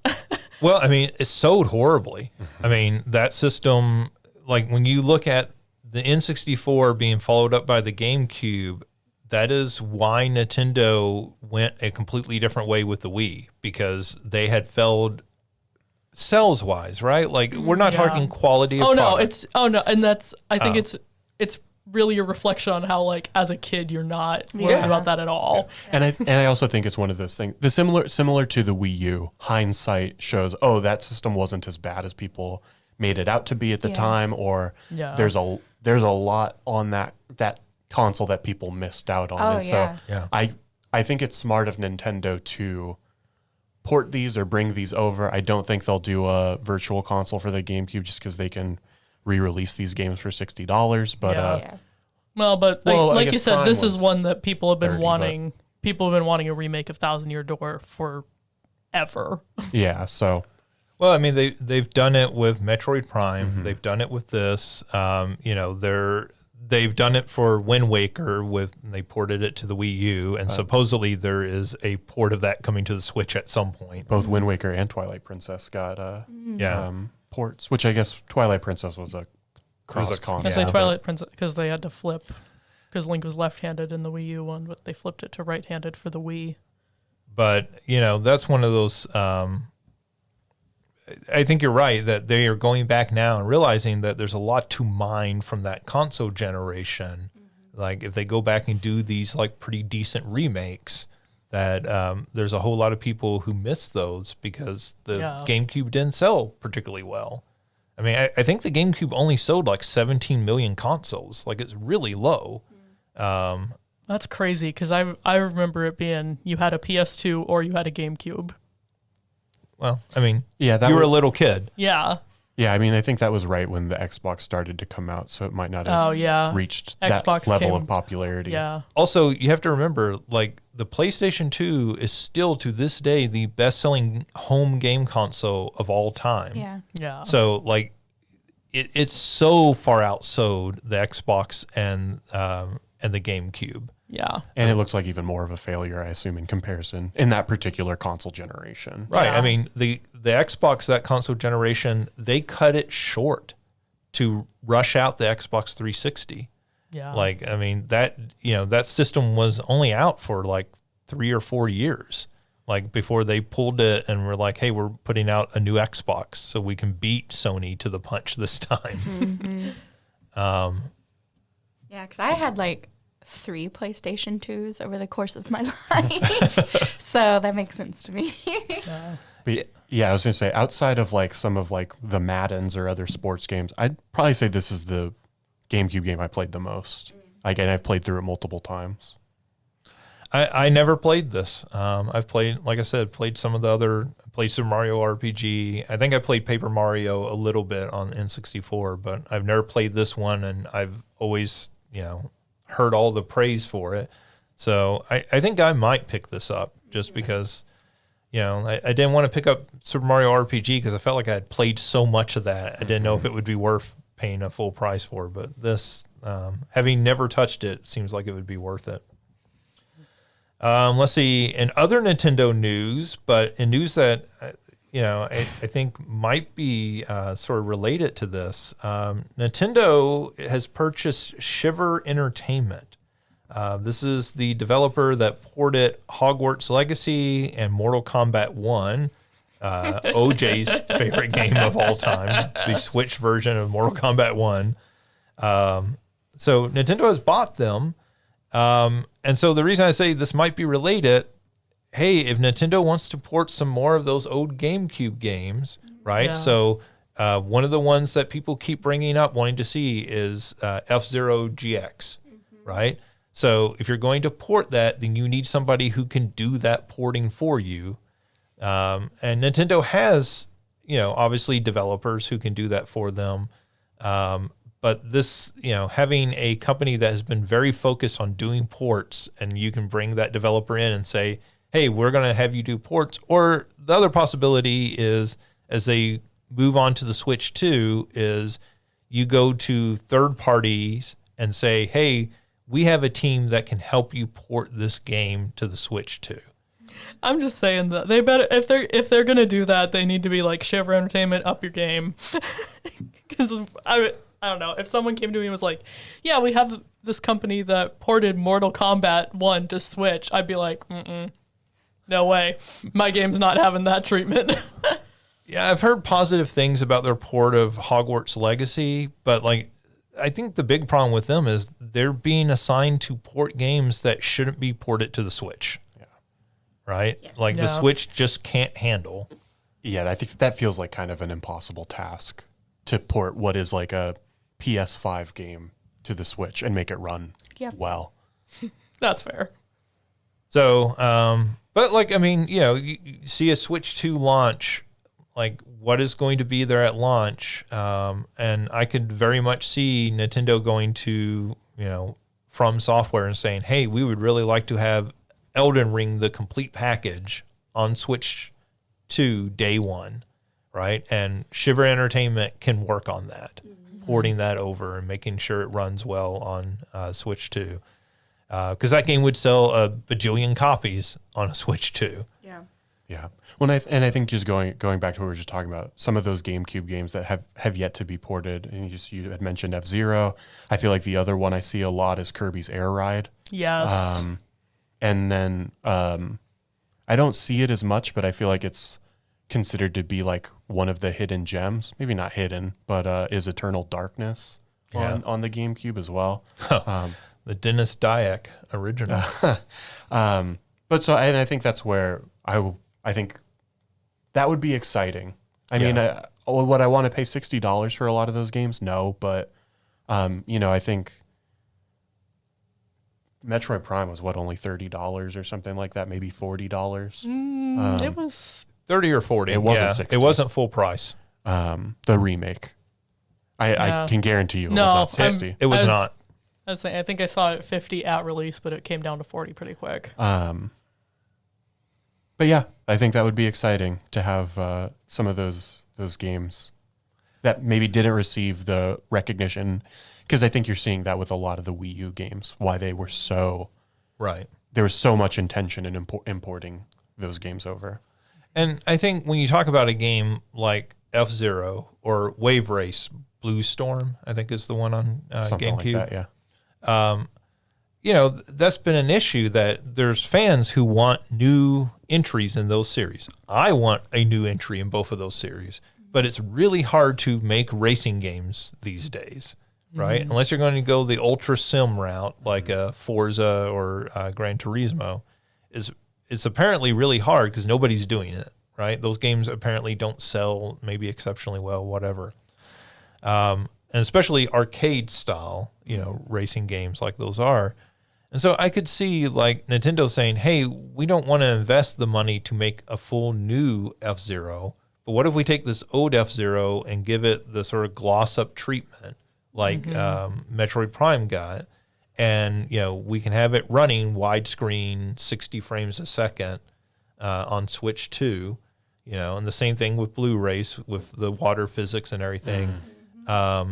And that's a great way to like fill out that lineup, right? And you release those games at $30-$40 a pop, Especially at launch. yeah, Where like that's always the biggest problem. It's like, oh well, do I want to buy this right now? And it wasn't that was kind of the joke for the Switch at launch for like it's just a Zelda machine. Yeah. But no, there was 1-2 Switch there. you're right. That's true. But yeah, to have 3 or 4 of those at hopefully what would be a lower price point. If they're a full remaster, they might not be, but just to have more of those options, I think would be good. Because of course they're going to have something big for launch, whether it be the Pokemon game or something else, a new 3D Mario. But yeah. All right, let's see. IGN has purchased Gamer Network, which is a collection of different publications. So that included GameIndustry.biz, Eurogamer, including 6 local language editions. So I'm guessing you have like an Italian, German, different editions. Rock, Paper, Shotgun, VG 24/7, and Dicebreaker. The business also holds shares in Outside Xbox, Digital Foundry, and Hookshot, which operates Nintendo Life, Push Square, Pure Xbox, and Time Extension. So I think when you look at this, it looks like IGN just bought up a huge amount of the video game press online. Yeah. Yeah, those are a lot of names that are pretty prominent. Yeah, I mean, there's a few on here that I have never heard of, but I mean, when you're talking about things like Rock, Paper, Shotgun, Eurogamer, GameIndustry.biz, Digital Foundry, like these are pretty big names. Yeah. This is further consolidation, and of course, as we know, anytime there's consolidation, that means that people lose jobs. If not day one, then inevitably it does happen. I'm a pretty big fan of Giant Bomb, and their last time that they were sold off, pretty much 2 months after that, they went in and like cleared house and fired, I think, 2 or 3 staff members, and really have, hurt that site quite a bit. And that was a really popular site. That was a site that was financially like making money, and they like really crippled it in a lot of ways. And so you kind of look at it here. Digital Foundry, one of the founders of that, did come out and say, hey, this is not going to be any changes with us. But it's hard to think of there not being changes for some of these publications. Yeah, if Digital Foundry is one that they hold shares in versus something like Eurogamer where they're the ones fully running it. Right. Yeah, I mean, it's hard to imagine, why does IGN need something that is replicating what they already do? Right. Like you can say, well, maybe Eurogamer has a foothold in Europe that IGN doesn't currently have. But Rock, Paper, Shotgun, I'm not really sure that what they do that those other 2 sites don't already do. Mm-hmm. And that's no shade against them. I just, It's just interesting. Yeah. So we've obviously seen lots of layoffs from the game development side. I feel like it was a year or 2 ago we were seeing layoffs from the journalism side. This undoubtedly is going to mean more layoffs. So obviously our best wishes for those people. And hopefully this sort of stuff ends sooner rather than later. Yeah. It's not good for the game industry for like 3 companies to own everything. Mm-hmm. Let's see. Multiversus is getting its re-release, and along with that are coming new characters, Jason Voorhees and Agent Smith. And I think it's hilarious to put Jason Voorhees in a game with Scooby-Doo. Yeah. You telling me Scooby-Doo didn't have a Jason Voorhees crossover? I feel like that's something Scooby-Doo would have done. They take off the hockey mask and it's just this like gross. Yeah. And I would have gotten away with it if it wasn't for you meddling kids. No, he just like slashes them. Scooby-Doo's been paired with every property alive. I feel like that would have already happened. I had to look this up like because of the art style of it, and it just Jason is like bubbly. I don't know. I mean, I know that it's not bubbly is in the sense of like whatever, but look at how cute it is. You know what I'm saying? I mean, this is a multi-property game, and so they're trying to make everything sort of in that Fortnite, very cartoony That's style. what Agent Smith looks like. He looks like a Fortnite character. Yeah, I mean, this was the issue, right, when this game first got released, and then they started releasing like Game of Thrones characters. And people were like, you're putting Game of Thrones characters in a game with like Scooby-Doo and Bugs Bunny, right? Like, you did watch that show, right? Like, that's not a PG rated show. I think it makes sense based on what we talked about last time that Jason Voorhees is in it though, because now that they have that copyright settled, I think we're going to see him sort of popping up everywhere because of that. What was it called last week? The Jason Universe. Yeah, he's going to, like, there's rumors that in Dead by Daylight they release at their big birthday party, whatever, they do a schedule for the year. Mm-hmm. And in March, they're releasing a singular killer, and it's supposed to be a licensed killer. And people are assuming that it's going to be Jason because of just how everything falls, and that there have been hints that they finally got this license. And so I have a feeling we're going to see him pop up everywhere after this. I fully expect there to be a special Jason Voorhees mode in Fortnite sometime soon. Yep. The same way they had like the special Thanos one, and just hockey masks everywhere. Everyone's Canadian now. Oh no. Everybody's very polite. I was about to say that, like, the Canadian mask, yes, but like Jason Voorhees then is the antithesis of Canadian. But it works. All this said, Agent Smith, that's sick as hell. Yeah. I mean, it's it's interesting, right? Like we talked about this last week. What do you do with Jason? How do you make a game? And this seems like the way you at least start off, right? Like put him as DLC into everything imaginable. Yep. And so, I mean, I can't be upset about this. I mean, I'm interested in playing that new version of Multiverses.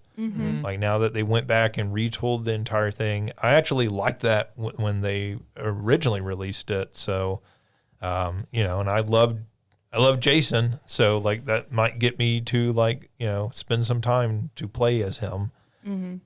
He does have a machete, which I think is again weird. Like, you know, somehow a machete just seems like inappropriate. Christina just like wilted when you said that. He's gonna play Bugs Bunny, you know what I'm saying? Well, like LeBron James is in that game. I just why? Like why? I don't know. And, like I understand, like there's other characters who have like ray guns and stuff, but like there's something weird about playing Jason Voorhees chasing LeBron James around a level with a machete. Well, a ray gun still feels very much in like I mean there was ray guns in Space Jam, you know what I'm saying?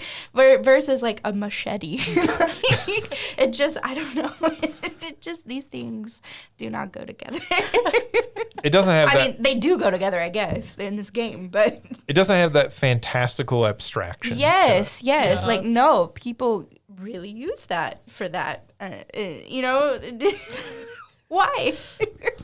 Yeah. So let's see. So there's been a story developing over the last couple of weeks. OpenAI, with their Chat GPT, had released this new Sky. That's the name of it.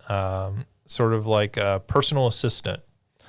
And very quickly after they had released this, people noticed that the voice of Sky sounded an awful lot like Scarlett Johansson in the film Her. I was going to say, wasn't this a movie? Where Scarlett Johansson does the voice of an AI assistant that Joaquin Phoenix falls in love with in the film. So she's doing like the voice of a Siri-like, you know, AI assistant, and he starts to fall in love with her and everything. And so people were like, hey, you put Scarlett Johansson, you used her voice and everything. And people, like, it got made fun of on Saturday Night Live. Like her husband, Colin Jost, who does the Weekend Update, there was a joke that they made him do about it and everything. And so then the Sam Altman, who's the head of OpenAI, came out and said, hey, well, we're like removing this voice. It's too close to hers. And so that seemed like it might be the end of the whole situation. And then Scarlett Johansson came out and said, actually, they came to me last fall and asked to use my voice in this product. And I told them no. Oh. And then they came back to me again, like the day before they announced this product, and asked, I think it was through her agent, asked her agent again. And she said, we didn't have a chance to get back to them in time. And so they just rolled this product out that everyone was mistaking to be Scarlett Johansson. Oh, yikes. So Chat GPT has come out and said, or OpenAI has come out and said, hey, well, we actually hired a different actress. And, you know, I told her, do your best Scarlett Johansson impression. well, you know, they will not reveal the name of the actress that they hired to an actress to protect her privacy. But like, this was supposed to be their defense. Like, hey, we didn't just take her voice or anything. Yeah. But one other wrinkle to this was that Sam Altman, when they announced this product, went on Twitter and just tweeted out the single word "her." Yep. So Scarlett Johansson may be suing, and she is a very litigious person. She has sued Disney while she was still working for Disney. Yeah. Who sues Disney? Well, No, that was the Black Widow movie, not being in theaters. Yeah. So And so it cut into her profits from it because she was supposed to get so much percentage from the theater release and so much from the. That is some chutzpah. and they didn't negotiate that with her. Yeah, Like, they just went straight because it was during COVID, so they just went straight to Disney Plus only and didn't talk to her at all. but she has apparently also sued another AI company because they also used her voice.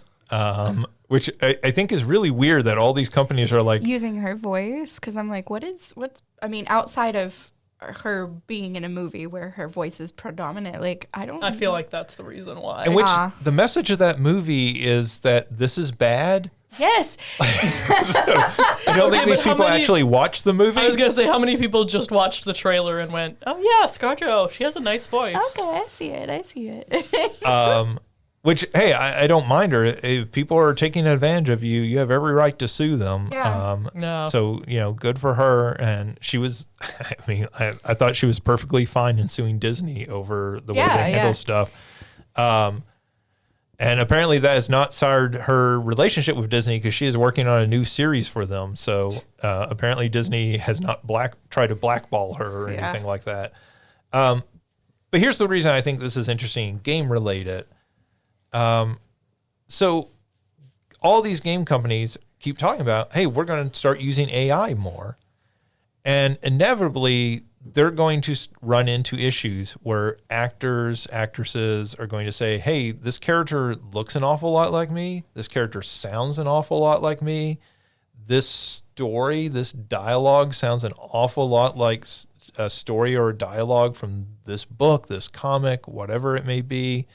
And I noted here on the rundown, like, we've already had this situation before. So the actor Elliot Page was doing the game Beyond Two Souls for Sony. And at the same time, they were developing the first Last of Us. And when they released the first images and trailer for The Last of Us, everybody said, that's Elliot Page in that trailer. Like, they got Elliot Page to play Ellie. And then they said, oh, no, that's not based on Elliot Page at all. And then they had to actually go back and change the way the character looked Yep. to make that character look less like Elliot Page. So, this seems like a potential big issue for game companies. Mm-hmm. I listened to an interview with a lawyer who's particularly works in copyright. He talked about at least like 2 different ways this might violate the law. And, it seems, like It's just one of those things though that the reason sometimes that technology is able to do the things it does is because the law takes forever to catch up with tech. And Right. so, yeah, we're going to see a lot more of this before any type of, they'll find loops and stuff like that. Right. Like I'm sure this lawyer did, but I bet it would be depending on who is in the jury, like whether or not they would buy it kind of thing. 'Cause yeah, they're going to have to do loophole type stuff before the law actually catches up with this stuff. And by then, I bet the tech will be advanced in a different direction. But yeah, I don't know. It sucks because I think it's really cool to use like Elliot Page and Beyond Two Souls. Like, that's one of the reasons I love that game is because I love that person. But like to then just kind of take it and put it somewhere else, like, that sucks. But it's one of the things that we're going to have to watch out with AI. Yeah, and I think one of the things I see with this is, just how potentially like easy it's going to be to blur this line, right? Like, so we've already seen that one of the issues that high schools are dealing with now is people are using these AI image generators to create fake pornographic images for like high school kids, right? So, Well, remember a few months ago, somebody did that to Taylor Swift. oh, I didn't know they did it for Taylor Swift, Yeah. but yeah. So like, if people are going to do this, right, then inevitably this is going to happen in games. Not pornographic images. Well, maybe on some of the Sounds like stuff could on be. Steam. But, I can see very much somebody saying, hey, we need a Steve Buscemi type for the voice of this character. Oh, sorry. We were talking about no, not pornograph porn. and images, and then you went Steve Buscemi, and I was like, "Ooh, could we not?" I was trying to think of somebody who had a distinctive voice. Oh, yeah. And like, how close is too close, right? When the AI returns the voice and it sounds just like Steve Buscemi, then do you go back and go, no, like make it 10% less so that we don't get sued by 10% less on the Buscemi meter. But I mean, like if you've played around with AI, you can do stuff like that. You can say, hey, I need an image of this, and okay, that's cool, but like, can you do it in this style? Can you change the color of the shirt that person's wearing? Yeah. Like, so I can completely see like, hey, I need a voice that sounds like this. Can you make it sound, 10% younger or something? So like you're changing it just enough that it won't be necessarily violating the law of it, right? And that seems like a big issue for actors, and even like the image of them, right? Because one of the things people get wrong about AI, it's not creating any of this stuff on its own. It's machine learning. And I think that's one of the things that I don't know how it would do it, but if it is like a 10% younger or 20% more, like how that starts to reinforce like stereotypes about particular voices and the ways that certain voices sound. And so if they're, whether it be gendered or racialized or anything like that. I was about to say, especially because it's not generating anything on its own. It's learning from what we do. And like there's Google, or there's been a lot of campaigns based on like, when you do a Google search, what comes up and why that's problematic. But if that's exactly what AI is going to be doing, then it's going to still have absolutely all of those like racialized, gendered problems that our society has. Right. Yeah. I mean, so, I thought this was interesting in relation to games for that reason. Yeah. Like, I mean, Scarlett Johansson, not directly related, but, certainly the bigger issue I think is interesting.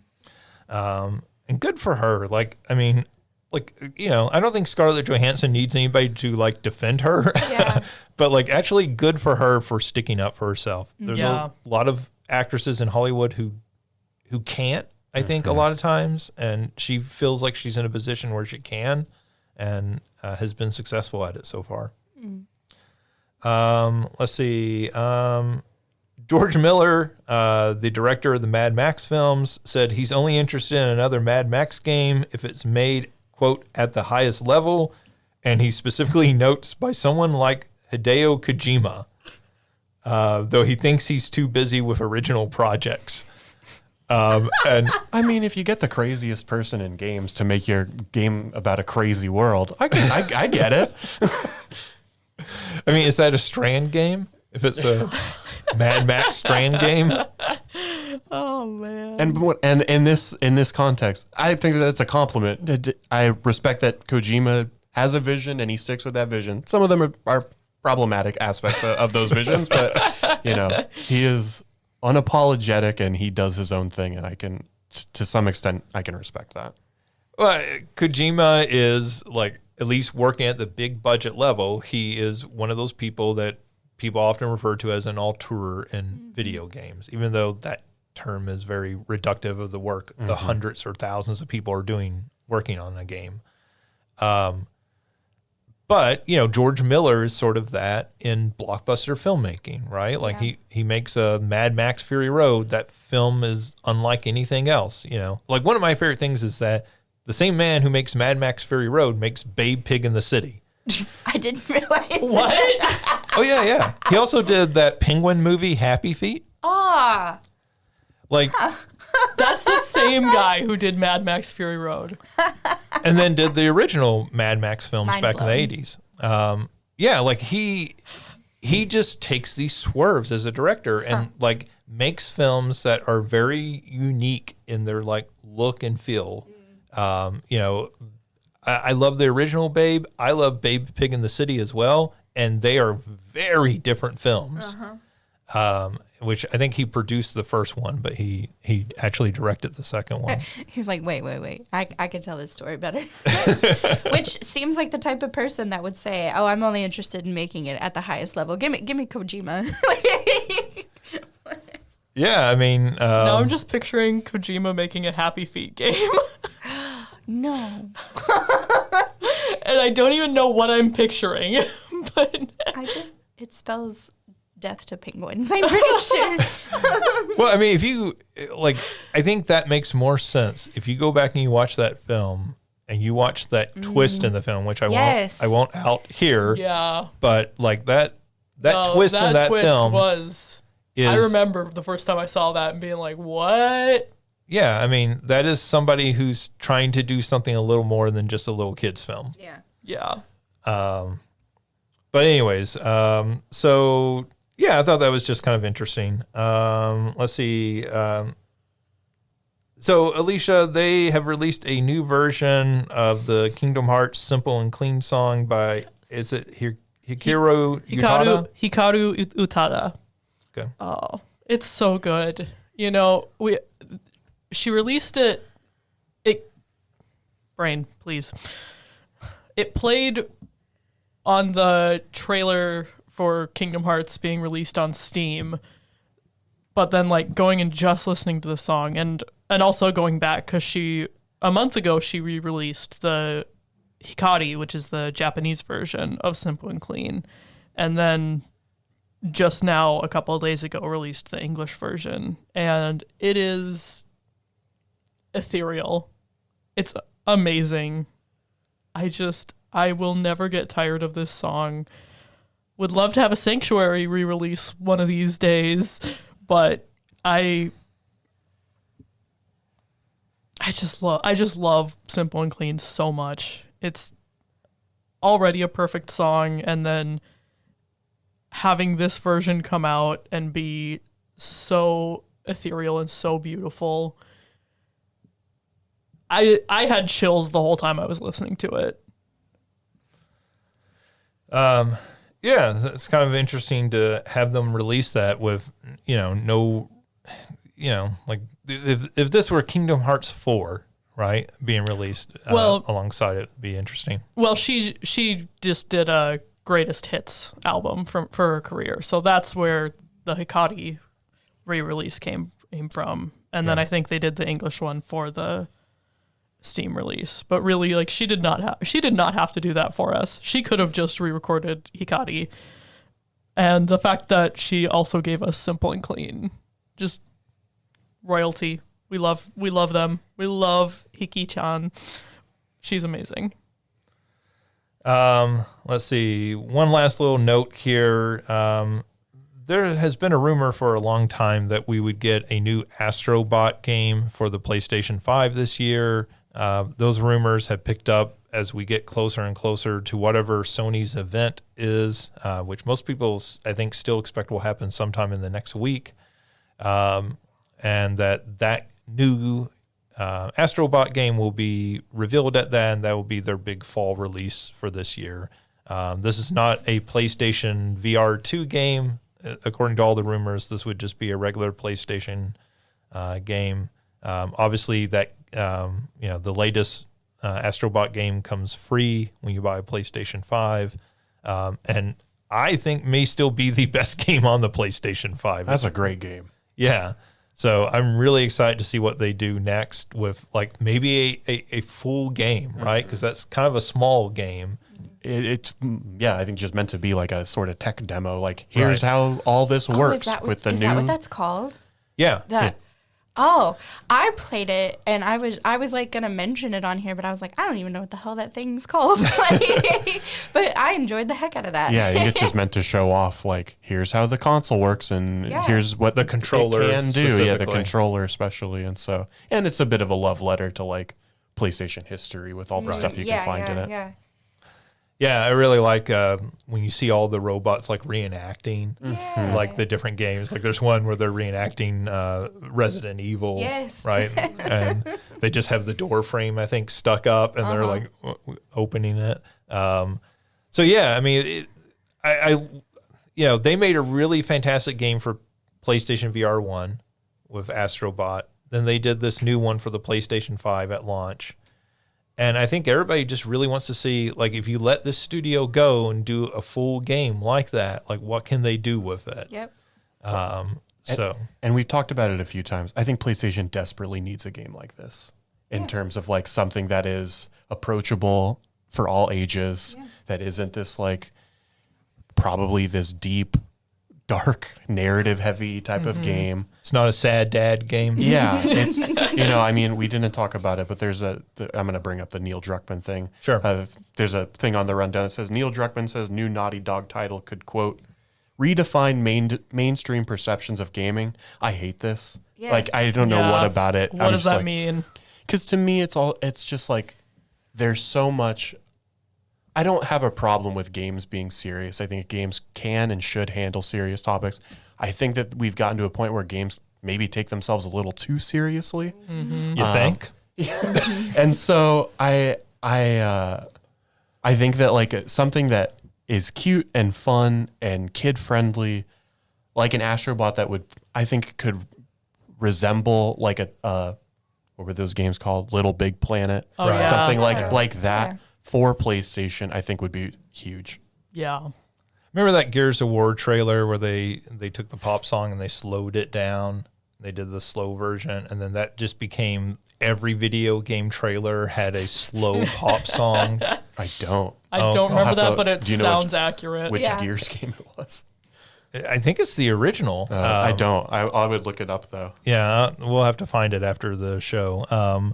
But anyways, I feel like that was the beginning of the downfall of games like taking themselves too seriously, because like they do it in that game and it's kind of fun in that trailer, and then every game followed that, and it was like, no, you took the wrong lesson. Like they were doing this for fun. Well, it's like even I don't know, the Gears games feel over the top, like kind of, as a sort of satire of like this hyper militarization type of thing. I don't think that's how they're meant to be, but that's kind of how I've always taken them. Well, they're sort of like Fast and Furious. Sure. Okay, yeah, it is the original Gears of War trailer that had the Gary Jules cover of Mad World. Yeah. All right. Oh, okay. I know what this is then. Yeah. But yeah, I think that's a good comparison where they're like feel so over the top, even in like the character design and stuff like that. But when you start to get into the same level of seriousness without the tongue in cheek. Yeah. The embellishment or the exaggeration of it. It starts to be like, oh, okay. Yeah. When every game feels like it's like The Last of Us. I'm like, it doesn't need every game on the PlayStation doesn't need to be that. Mm-hmm. And I know it's not, but it feels like it for sure. It feels like the Switch is, we've talked about this before, but it feels like the Switch is the only console that has like fun, lighthearted games, and like, PlayStation and Xbox and all of them are like, here's our heavy dealing with this here's a really mature game. That's not fair, because Xbox did have Hi-Fi Rush. No. Oh wait. Yeah. I guess they killed off their one game. Yeah. Yeah, and that's what you say. Well, like Game Pass has a lot of that stuff, but I think those are mostly all indie developers that have put their stuff on Game Pass. Mm-hmm. Yeah, it's Little Kitty Big City. Yeah. Right? Like, yeah, it's indie games are doing that, and Nintendo is doing that, but like Sony and Microsoft are very like, here is our M-rated game for the 50 billionth time. Well, and I think Sony is even more guilty than Microsoft of that. I mean, like their big AAA, like over the shoulder, behind the back of the character games, they've, outside of Horizon, which I think sort of breaks from that a little bit, they've copied this over and over again, right? And I love Naughty Dog games, but like they did 4 Uncharted games, and then they did 2 Last of Us games. And by the end of that, even I'm like, can you guys do something different? Mm-hmm. Like, especially that second Last of Us game. That's a good game, but that's a punishing game. Yes. Mm-hmm. And I think punishing in a way that a lot of people are like, dudes, just take it down a notch. The fact that, you have to play that character either being in the midst of some of that trauma or enacting that trauma or even just witnessing some of the trauma that's in it. I'm Right. like, I can't. Yeah. I can't even. Yeah, I mean, and that doesn't make it a bad game. No. That's not a critique of any of those games. They're all phenomenal games. Well, it's like you But- said, games should be able to do this, and also it shouldn't be the only thing that games do. Yeah. And so that quote in particular, when I read it, I was just like, I had to roll my eyes and kind of groan at it. Well, I will say in his defense, that quote was made at a Sony investors meeting. Yeah. So this is a quote that was made for that audience, Okay. right? And so when you're talking to that audience, you're like, hey, how can we make our games bring in people who aren't currently playing games? And he makes a comment like this. So That's I better. If he had said this at like an E3 type of thing, I'd Right. be like, oh my goodness. Yeah. well, it's pompous and pretentious. Well, it's like the movie that you talked about, If or whatever, that it's Yeah. like trying to manipulate it. Like that is very much a for an audience of like gamers or at an E3 or something, that would feel like a manipulative statement. Yeah. Sure. Versus at an investors meeting, it's you're shutting down so many studios. Don't make us next. And that's where I think back to when Kojima first announced Death Stranding. And he was Yeah. like, this is going to be a brand new genre of game. And everybody was like, okay, brother, like, come on. And like, props to him, he basically did. Like, I mean, he fulfilled that. But, it is like, that's a very strong statement to make. Yes. Yeah. You have to be like a Kojima. Which, I mean, again, Druckmann has made some incredible games. Yeah. But the seriousness of them is more my frustration than anything. But yeah. Yeah.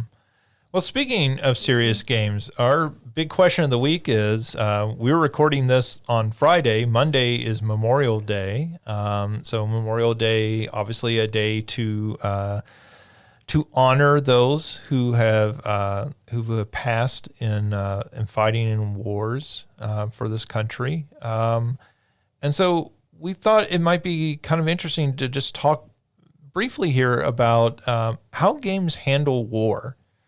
Kind of our sort of reactions to that. Are there good war games, or do war games generally, or do video games in general just kind of trivialize the idea of war? Obviously, we know that there are conflicts going on in the world right now, certainly in Ukraine, in Israel and Palestine. So how do you all feel? Do you think games generally handle war well, or do you think there are games that handle war well? I mean, I will say, like, I have never been into the genre of, like, war games, so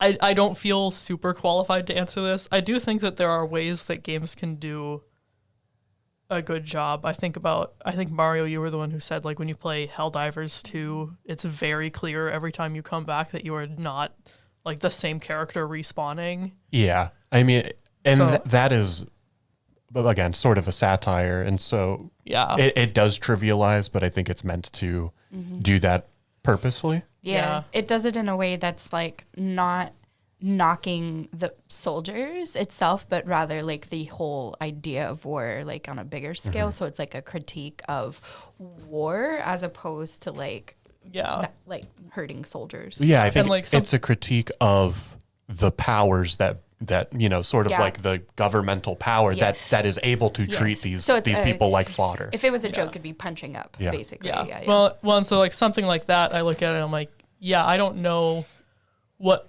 I think that that's a very uniquely games way to, like, be able to show that, include that impact. And so I think definitely it's possible for games to be... Show the impact of war, basically. Yeah, I think they definitely can. I think the problem is that generally speaking, when you think war games, the default is going to be Call of Duty. Yes. Yeah. And, Right. and Which I those think is absolutely very do. glorifying. I think we can even see that with the ad that we talked about like a few yeah. episodes ago, like from that police The thing. Peoria yes, police ad. Yes.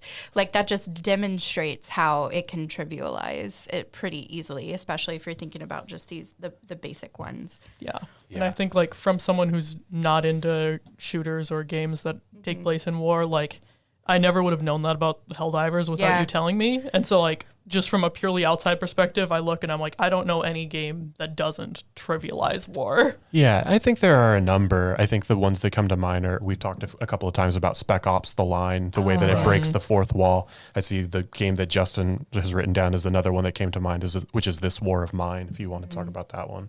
Yeah, I mean, I think, obviously Spec Ops: The Line, This War of Mine are two games that come to my mind as games that I don't even know if I would say that they handle it well, because I don't know how you handle war well, right? Like, to me, it's one of those topics that anytime you try to turn it into entertainment, are you fundamentally doing it a disservice, right? Because like Saving Private Ryan, I think is an amazing That's what I was film. thinking. Yep.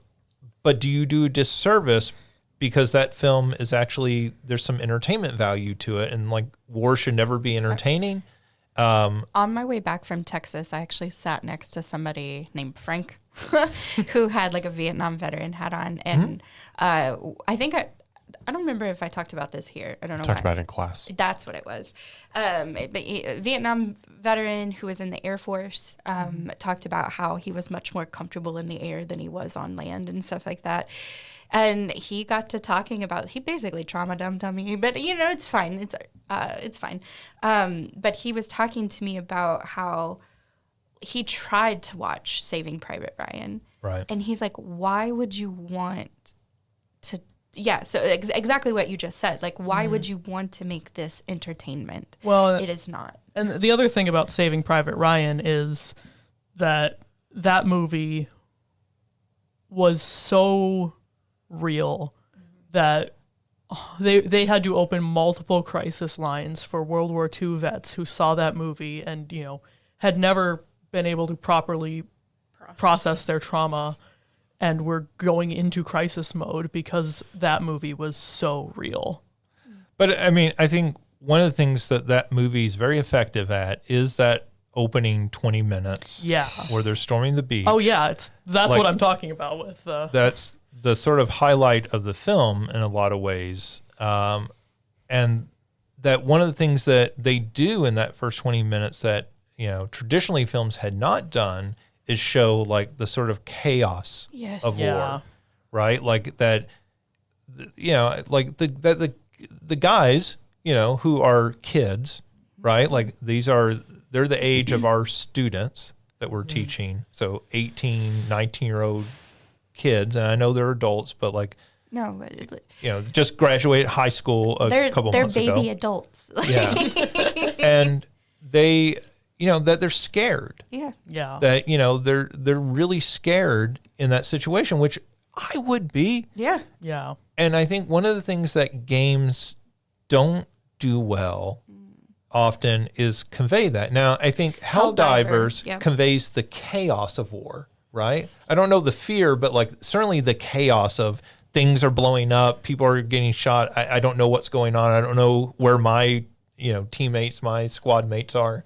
Yeah, I don't know about the fear. Definitely the chaos. I think especially at either the higher difficulty or when you are newer to the game. It's one of those things where friends that I play with, like they've played it enough to where I feel like there isn't as much chaos if they're playing, especially on even like what is considered like the hard difficulty. I want to say there's like eight difficulty rankings. Yeah. And so like they'll usually play on like whatever level 5 is, which I think is like hard.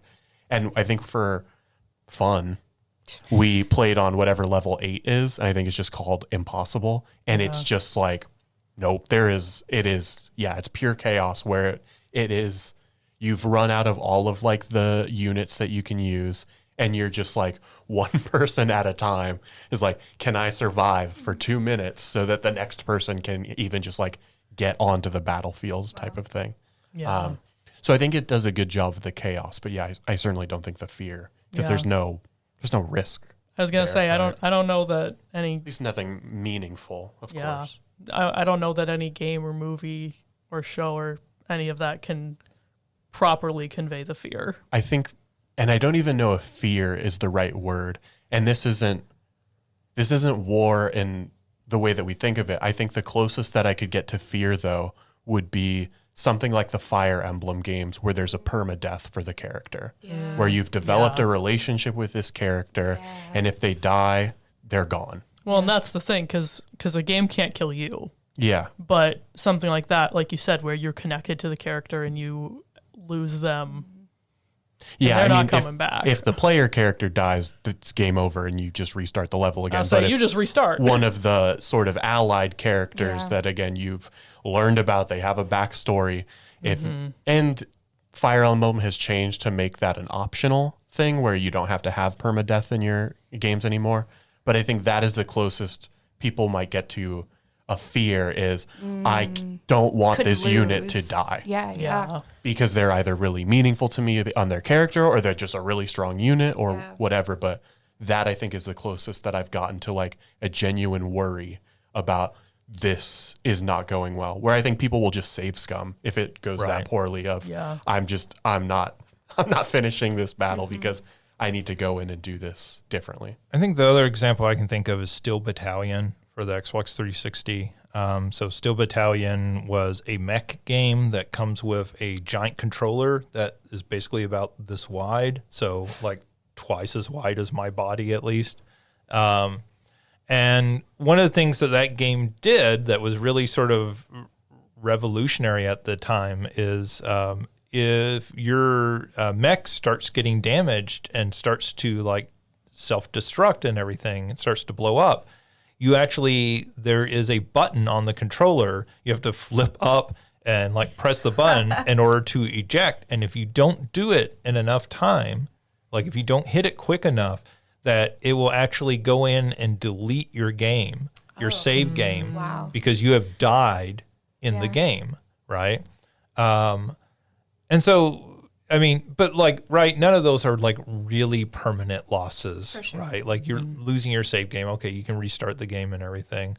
I think some games like this War of Mine have done well at like trying to show some of the emotional impact of war and showing it like on everyday people, not the soldiers, right? For people who aren't familiar, this War of Mine is more of a survival game where you play as civilians rather than playing as soldiers themselves. Yeah. Oh, wow. And I think, I think one of the difficult things is video games are inherently power fantasies, right? Like you want to like progress in the game. You want to get more powerful, to have more like abilities, more, ways that you can do things. And, if anything, a war situation is sort of an anti-power fantasy, right? Like it is a stripping away of everything from you as the character. So you would almost have to take that and invert it. Like start you as Rambo and end you as, Steve Rogers before he becomes Captain America. Like just kind of strip everything away from the player as they go through the game. And in that way, I guess there's something to be said that the Metroid games kind of do that, and that they like, you play Super Metroid and the first thing they do is strip away all your powers and everything, which makes you feel very weak and vulnerable in that world. I think Metroid Fusion does that as well, where you've got like the SAX suit that is like all of your strongest abilities, and you are like trying to hide. You do not want to engage that thing before the end of the game because it will destroy you. And so the game purposely has you like creates hiding spots for you to like not engage with it.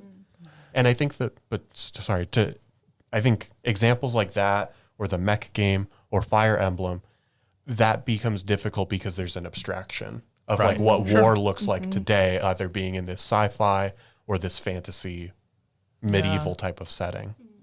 Yeah. And I mean, and obviously, like people like Tolkien like came back from war and wrote that into his stories, right? And did that as a way, in the war poets as well, post-World War I, as a way to say, hey, like, don't make these mistakes again. Yeah.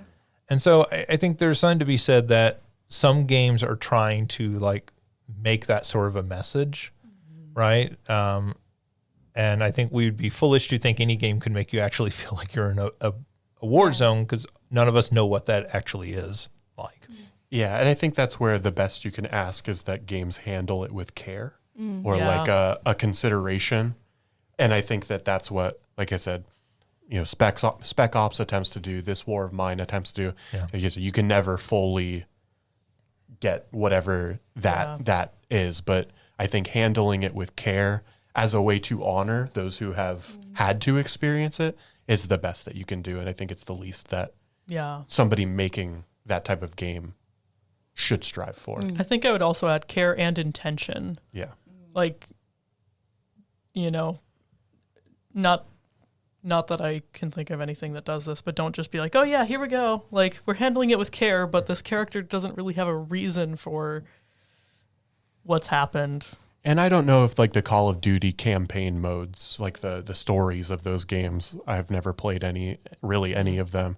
If they do that, but I think the thing that most people are most familiar with, of course, is the multiplayer where it is just deathmatch or capture the flag. Well, and I think that it's worth saying that like there are these games that we recognize that do handle it with care and handle it with intention. Again, as someone who does not play games set in war, the only ones I know are like Call of Duty. Those are the exception to the rule. Those are the ones that, the ones that are mainstream are very much glorifying. Well, I don't know if they're always glorifying, but they definitely are, I think, not maybe handling it with sophistication, right? Like, which I think to some people comes off as glorification, right? Like, and that may be their target audience, the ones who are misreading it as glorification. Yeah. I mean, I will say I've played several of the Call of Duty single player games. Some of them are very critical, but they're still in the context of a big budget Hollywood summer film, right? Like, those games are never really, for me as a player, putting me in an uncomfortable position. I want to say, isn't there one where like you've been brainwashed the whole time and like thinking that you are a hero in so many of these things, but you're actually been the one that's been going through causing all the chaos? It sounds closer to Spec Ops than any of the others. Oh. Yeah. There might be a Call of Duty like that, though. Yeah. I mean, there are certainly moments like the no Russian level in Call of Duty where, I often talk about this with students where it puts you into a position of you're undercover in this terrorist cell and you are told by the people in the cell, like, hey, we're going to do this terrorist act at an airport. When we walk into this airport, you're going to shoot everyone in the airport. And so when you play the level, most people start shooting all these civilians in the airport, but you don't actually ever have to fire a bullet in that level of the game. You can walk through that level and never actually fire a bullet. The other computer control players will shoot, but like you as the player don't, which I think is, like lots of people think that's distasteful. I think there's something kind of interesting about like the fact that our instinct, because they are telling us, right, in the game to do this, our instinct is to do this thing that we would think is most of the time like this horrible act, right? And they can get us to do that by simply telling us within the game, even though we know if we fail it, there's no real loss, right? Like we're just gonna have to restart the level maybe. So, I mean, I think Call of Duty has at times tried to do stuff like that in the new remakes of Modern Warfare. I think they've tried to do some interesting stuff like that. But like they're still very much in the context of big Hollywood summer blockbuster, right? Versus some of these other games that we've talked about. So not to end on a depressing topic, but I do think it's worth like talking about games seriously sometimes, right? Like we value this this medium, and so we want to take it seriously, and sometimes that means being a little critical towards it. We do wish the best for those who have served, and hope that you have a comforting Memorial Day out there, and maybe take a step away from the games and actually like go on YouTube and look for some testimonials, some interviews with people who have actually served, who can actually, give you a better insight into that this weekend. Well, I want to thank Alicia and Christina and Mario for joining me. Thank you for those of you listening. You can check out more of our stuff at salukigames.com. And until next time, play some fun games out there, and we'll see you next time.